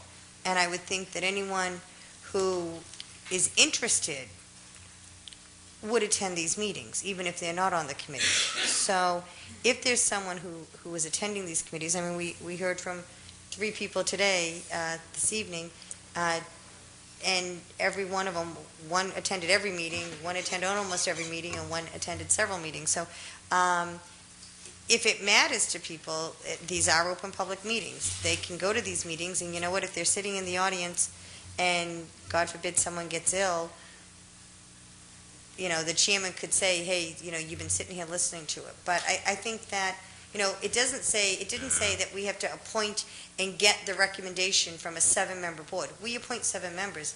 If something happens and there's only 6 members at the end of it, and it is a short term, then we still fulfilled our obligation. But I don't think we need, I think adding alternates, I think we talked last week that I don't see this being a long-term thing. It's not. And so, I think adding more layers and stuff, I think and then the alternates are, well, can I ask questions or can I contribute, but I just can't vote, and things like that. It's kind of like now you're making it bigger and Less manageable for the Yeah. chairman or the rest of the committee. Raises all those kinds of issues, and I don't mean to belabor the point about the article specifically saying 7 members, but I think that, It's just a question, yep, I understand. so I can. I must have like a really attacking voice tonight, because I don't mean it. I thought that you took something I said personally, and I don't want you, like, if I disagree, I don't want you to. Yeah, stop yelling at me. It's all the snow, it's the snow. I'm just trying to get these questions rounded off so that I can finish putting this document together. Okay, So what's we also talked about a workshop for us, because Which I think there's an initial piece of the RFP that's there, and we need to spend some time to go through this, and so that if there are any edits or additions that we need to be able to provide to the group, and we're going to be appointing them in 3 weeks, so we need to pick a date for the workshop. Yes, I think that's absolutely imperative, and I think we should do that tonight. Maybe we can put a couple of dates aside. Maybe you want to do it like on a. We've also, just for the board's information, I think I may have mentioned this before, but the town planner has actually pulled the RFP, and looking at the article that was passed at town meeting, making some additions to it. So when we were asking people tonight if they had looked at the RFP, I just didn't want them to be confused and think that the RFP that's out there is the RFP that we've edited, because we haven't edited that RFP. The RFP that's on the website is from the previous proposal from last year. It's not the current RFP. But we don't have a current RFP, isn't That's that? correct, we Right, don't. And this is, and I guess even with that, as you were saying, that I put a question mark beside that, because it says that we'll provide, edit, and additional changes to the original. What is their job then? To review and make recommendations. Right. They're not writing. It's our responsibility to do the final product. And I'm not saying that we're not, but what I'm saying is that if they're going to review it, that Right. means they're going to read what we've edited and changed, Right. We're going to give them a draft. and then they're going to recommend something, but And We've then we've already given them the draft, what are they recommending? We might incorporate their changes or Right. suggestions, which is what the whole point is Well, that we give them a draft and then they review it and make suggestions and maybe we agree incorporate with with- suggestions and maybe we don't. We're going to do it all of it first. Correct. Then we're going to give it to them to look at, To review, and then they're going to, if they find anything that we missed, or then we're that they going to want to take it back. recommend. Right. They're a review and recommend committee, right. You give them the document, they're going to review it and make recommendations as advisors. They're not writing this. I absolutely agree with you that they're not So then writing they're going it. to give it back to us, or they're going to make recommendations on the document. We can either accept those recommendations or not. But I don't, I guess what I'm missing is that, what is the sense of us writing and editing and making the changes in a document that we're going to give to someone who we're going to ask them for feedback on, and they're going to make recommendations, then we're going to bring it back, and, I mean, Yeah, it's a back try and to forth clear it. process. If I could. Please. If, in the original, as I recall, there was no discussion of, building baseball fields. Okay? exactly. Exactly. So, we as a board, you need to write that, get that piece done. It's not for them to write, it's for us to provide the RFP to them. This is what I'm saying. This is why I keep repeating this, because this is what we agreed to, and now it's starting to shift. It seems like it's starting to shift. They're not going to write an RFP for the town. That's our responsibility. I'm not saying, here's the RFP, okay? This is the RFP. Right, This is what's on our website. right. What I'm wondering is why would we sit down, rewrite, add to this or whatever, when the town meeting voted to add this component? I'm not saying for them to rewrite this and add it. I'm saying for them to put a little caret or a red line and say, we feel you should add this, Right. this, and this here. Okay. So Then they're going to make those recommendations. Right. And we're either going But to, we're going to write it up first. we're either going to put it in the document or we're not, correct? I thought we would give them the document as Give them this. edited, give them that with the very basic edits that were voted on at town meeting, and then ask them to review it and make any further recommendations that they would Right, but- like to make. But that's what I thought, but that's what I'm wondering is that, Who's going to put the Well, part in that's- about the ballparks? That's not in there. between the town planner adding it, which is what town meeting said, and them, they're gonna put in, this is what we recommend, this is the All right, so maintenance so agreement actually we recommend. you're making this a lot shorter, so they need to meet maybe, what, 3 times, if that? If the Yeah. document's already done, Right, this is already done, and all they're going to do is read it and make those recommendations, and that's the end of it, right, then it should be over pretty quick. right, because that's what I mean, because we already have this. We were told by town meeting, you add a sports maintenance component. Right.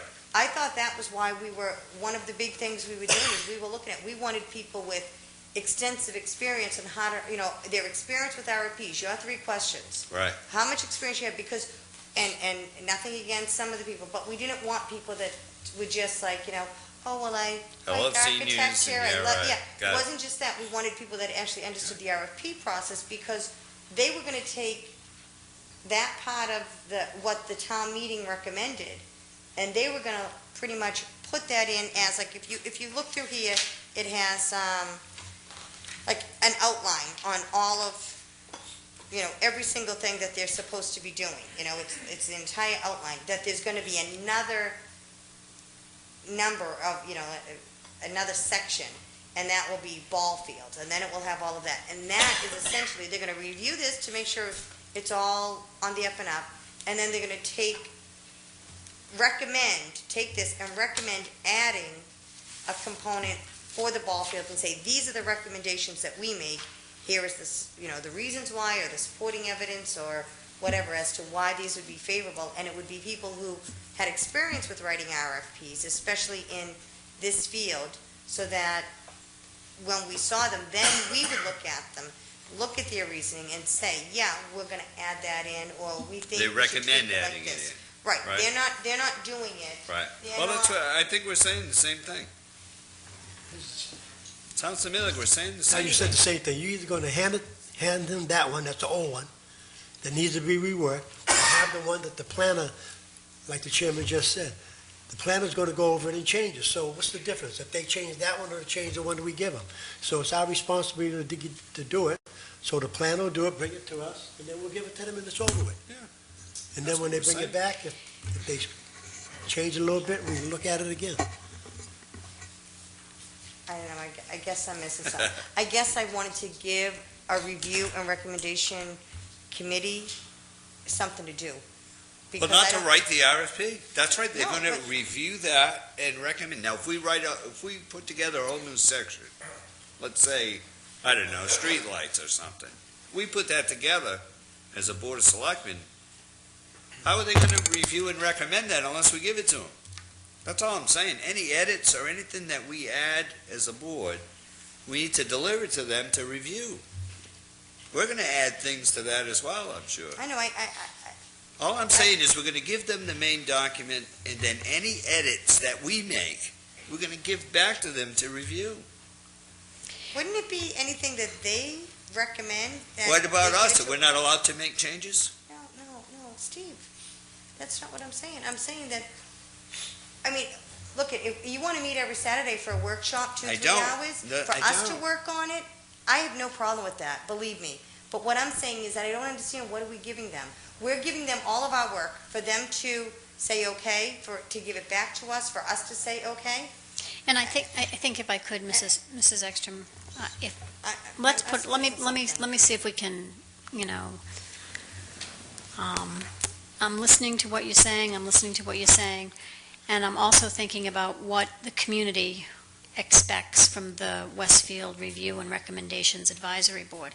And I think that it's very much in line with what you're trying to say, is that it shouldn't be the Board of Selectmen's RFP. It should be the Recommendation Advisory Board's RFP brought back to I us. haven't read that anywhere, Madam Chair. I'd like to see that written. I believe that the town meeting authorized the Board of Selectmen to deliver this project back to the town. The Westfield Study Group is over. This is a review. You're the one who kept telling me these words. A review and recommendation committee on the RFP. It's our responsibility as Board of Selectmen to do that. And I think where the review part really comes in, not review our RFP, the recommendations part comes in at the RFP, the pre-RFP level, okay? They put the recommendations into the RFP. The review part comes after we put the request for proposal out and we get the proposals back in. That's when they review the proposals with us and also, again, make recommendations. It's not just about putting the RFP out. See, It's about none of getting the that's, proposals back in. we didn't discuss it. That's why I asked for this every week. Right. Well, I think Because that it's was, important, because we all have to be on the same sheet of music here going forward. I agree. And that's why I'm, taking the time to explain what the intent of the Westfield Study Group was and what I believe the Review and Recommendations Advisory Board was to be about. Not just putting together the RFP and making recommendations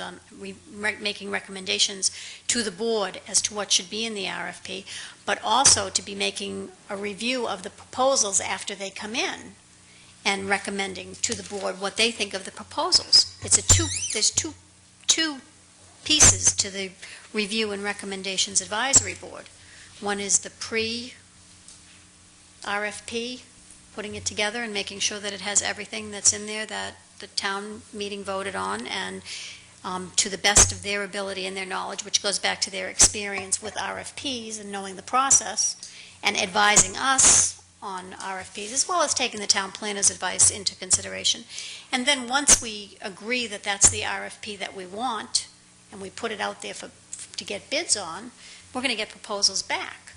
And the board is going to have to review those proposals and decide whether or not anybody meets the criteria sufficiently to go forward with the project.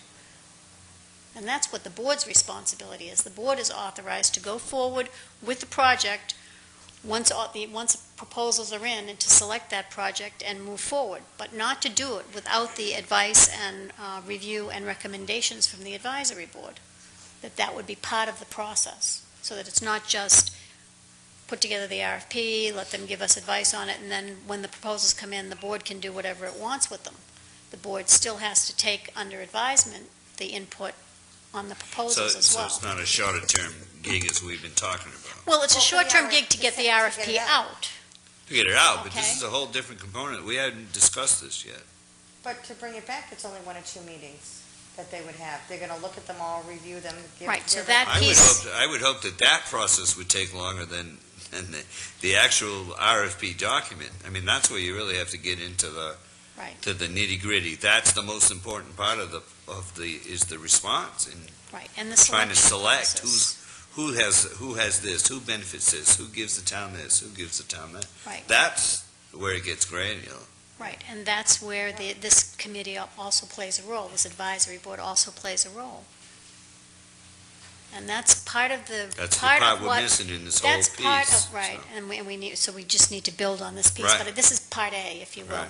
And it's a great part A, Steve, and appreciate the effort that you put into this, because So- it does, and Mrs. Ekstrom's, points are well taken. We want to have people, select people for the advisory board who do have RFP experience and who can advise this board and who can make sure that those components are all properly placed in the request for proposal before it's put out for bid. And I think that... So we're going to hold off. Well, I know it's getting late.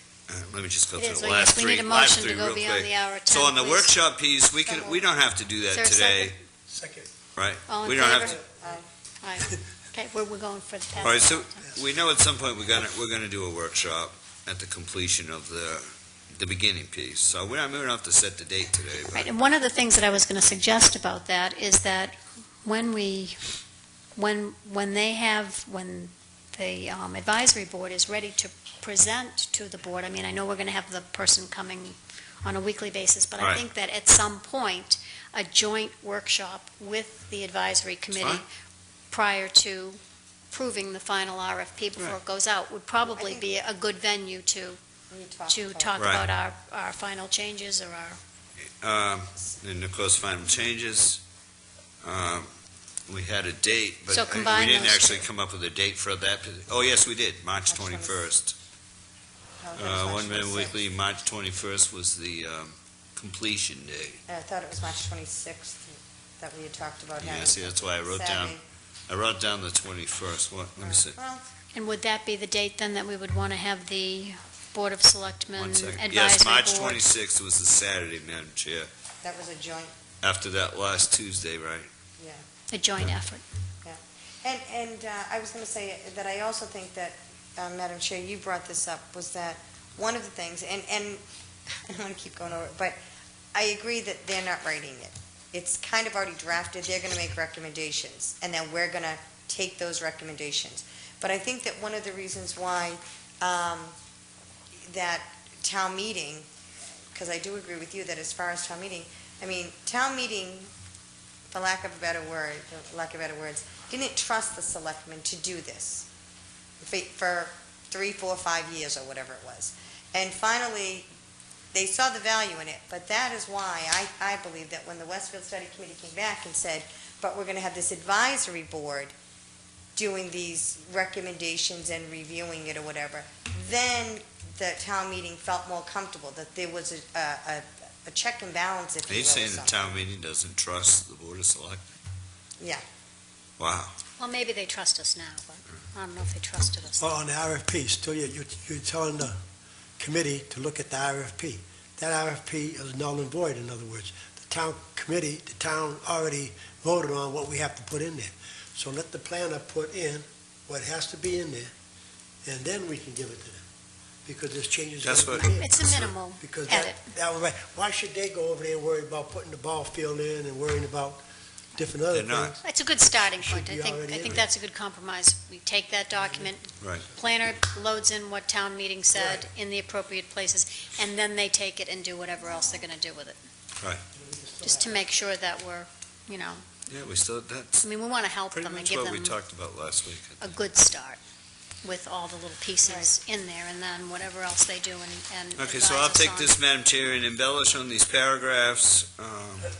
We will set as a target then 326 for the joint venture. And then, would we want to have like one before that? Or, really, I mean, we don't really need to do that then, if we're just going to give them the planner's document. We don't need to have another workshop to discuss what? So we have the joint workshop. To give it to them. Right, Say, so here you go. we'll have the combined Right, Workshop. they'll be updating us weekly. weekly, And then once they feel that they're at a, and our target is still to turn this over to Mr. Andrews And if by April 1st. If I may, it might be a good idea to, after we appoint them on the 15th, then the next week, 22nd, or the 22nd, we could have them in as a group, and they can... On Tuesday and we night, can- Madam we- Chair. Right, on the Tuesday evening, and say, here you Okay. go, thank you for serving, here's the RFP, That's what I'm thinking about, right? give us Okay. go do your thing and come back and see us on the Yeah, 26th give of them March. 4 or 5 weeks to get it done. I can't imagine it taking more than that to review. No, I don't think it should. I think we'll have people who have experience and expertise in RFPs, because we are going to, as Mr. Cruz said, appoint the people who are the most qualified to. I'm concerned about emailing this document, though. No, it's to- informational purposes, and I don't think that would be, there's no deliberation involved. It's an informational As long document. as nobody answers me back, it's okay to update this and send it. That's why I didn't send it to the board, because I wasn't sure if this was okay or not to send this. It's on the agenda. You're not It's in asking our- for anybody's opinion on anything. You're just sending an informational document that we've discussed at an open meeting. Right, and then by the time we get through the next couple of weeks, this will be full, and we'll have a good working charter for them. Very good. Great. Cut it short. There we go. The meeting, the rest of the meeting, yeah. Well, I just have one item under any other town business, and that is the board should, we should be doing a formal, open, public evaluation of the town administrator. Are you ready for this, Mr. Andrews? And I just wanted to put it on here.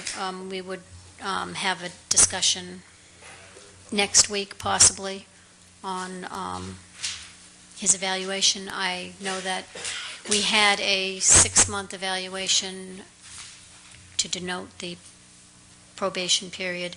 Mr. Andrews has been with us just slightly more than a year at this point, and I believe the contract does call for a performance evaluation at the end of each year, so I would like to suggest that we do that next week's agenda. That we do the evaluation. Do you have, Next week. do you Next have a week. form?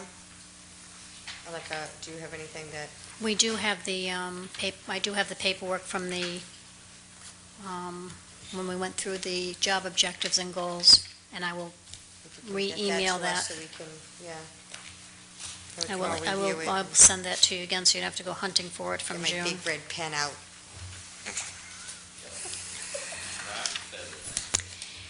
That's all I have. Does anybody else have any other town business? I have a couple things.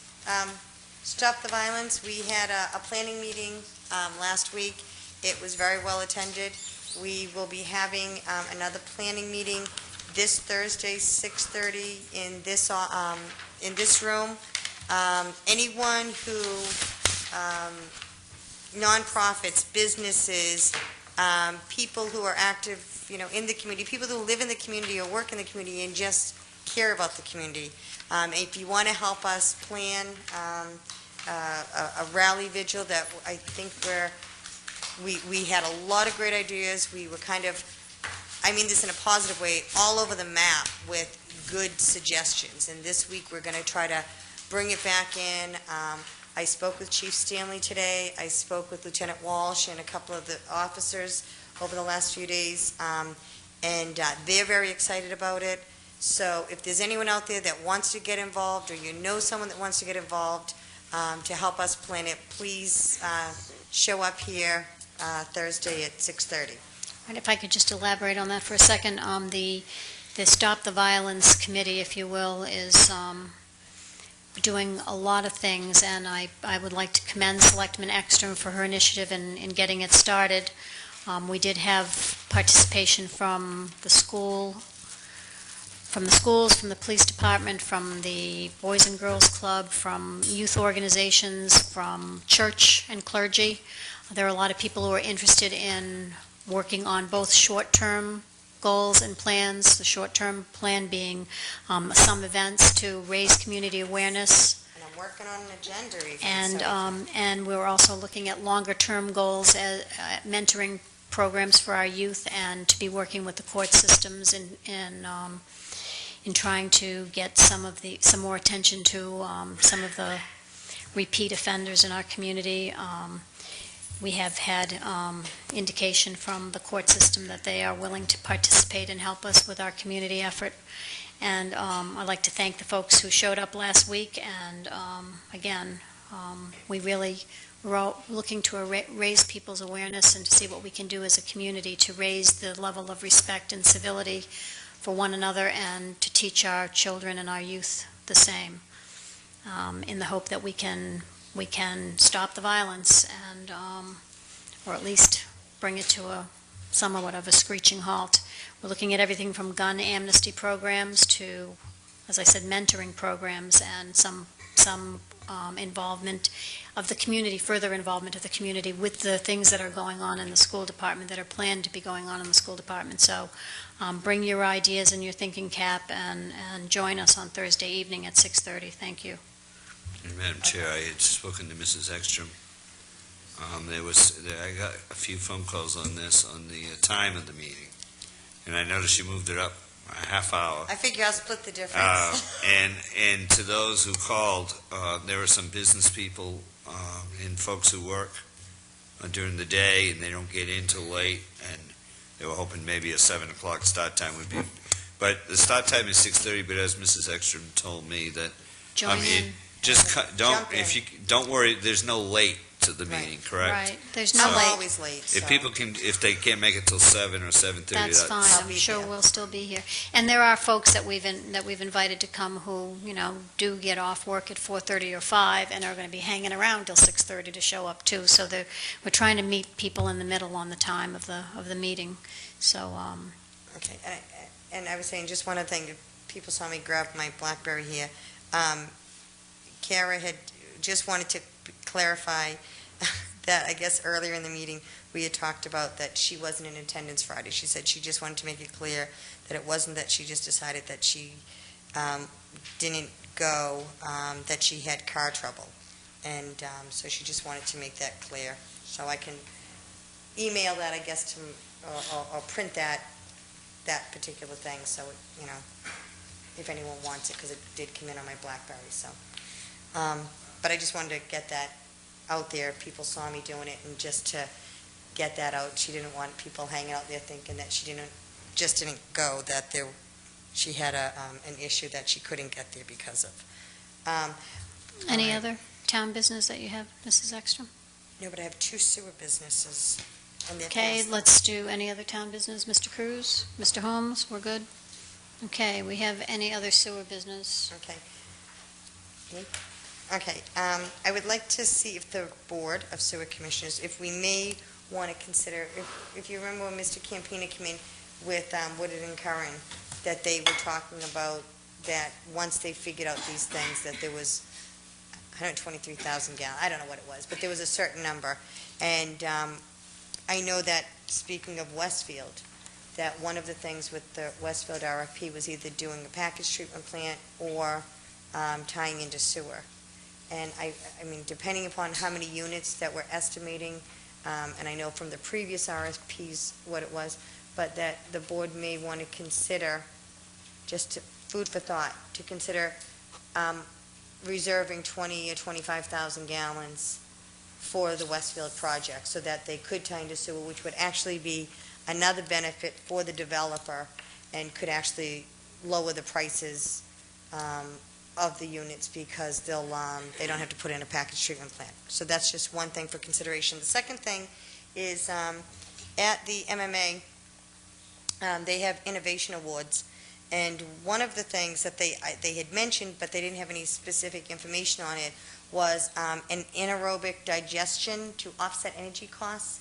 In Fairhaven, they got the money through stimulus funding, but in Fairhaven, they're taking the sludge from the sewer plant, and they have bacteria eating it, and the heat of it is actually, it's energy, and they're going to save approximately $300,000 a year in energy costs at their sewer plant. And there's a gentleman's name here and everything, and I mean, we're talking about taking in the sludge and all of that stuff. So, when we did look at the idea of putting a wind turbine up, a few years ago, and, there's a lot of concerns about that stuff as they've been going forward, but I thought that seeing this as our next door neighbor just about in Fairhaven, that it's some serious money that we could be saving, and it's on the idea of until recently, anaerobic digestion, the process through which sludge and other forms of waste are converted into energy, was practical for only very large operations such as the Deer Island Sewage Treatment Plant in Boston Harbor. But thanks to technical refinement. So I think that this might be, I have a copy for everyone. The gentleman, Bill Fitzgerald in Fairhaven. But I have copies for all of us, but I'd like to see if Mr. Andrews could forward this to Guy, and maybe Guy could talk to this guy and see if this is something that... I'd be happy to, Madam Chair. Thank you. Yes. In fact, if the weather holds, we have a TA's meeting in Lakeville tomorrow, and I can talk with the TA there. Yeah, it's just a really, it sounds like a great idea. If you could pass those down. And that's all I have. Take one.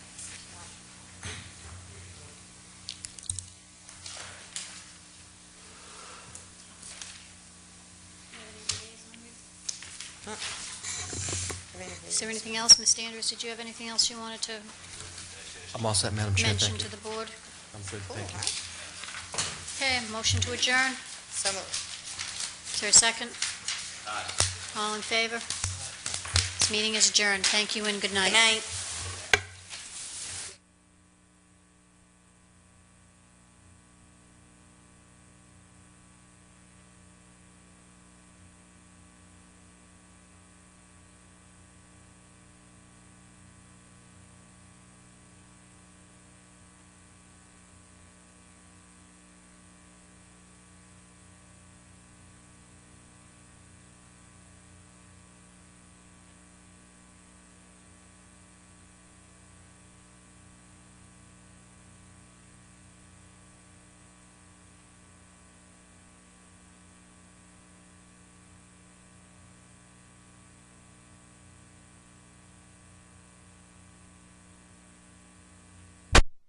with kisses.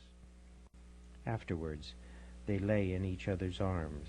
Gray light was dappling through the dark green leaves. The air smelt loamy.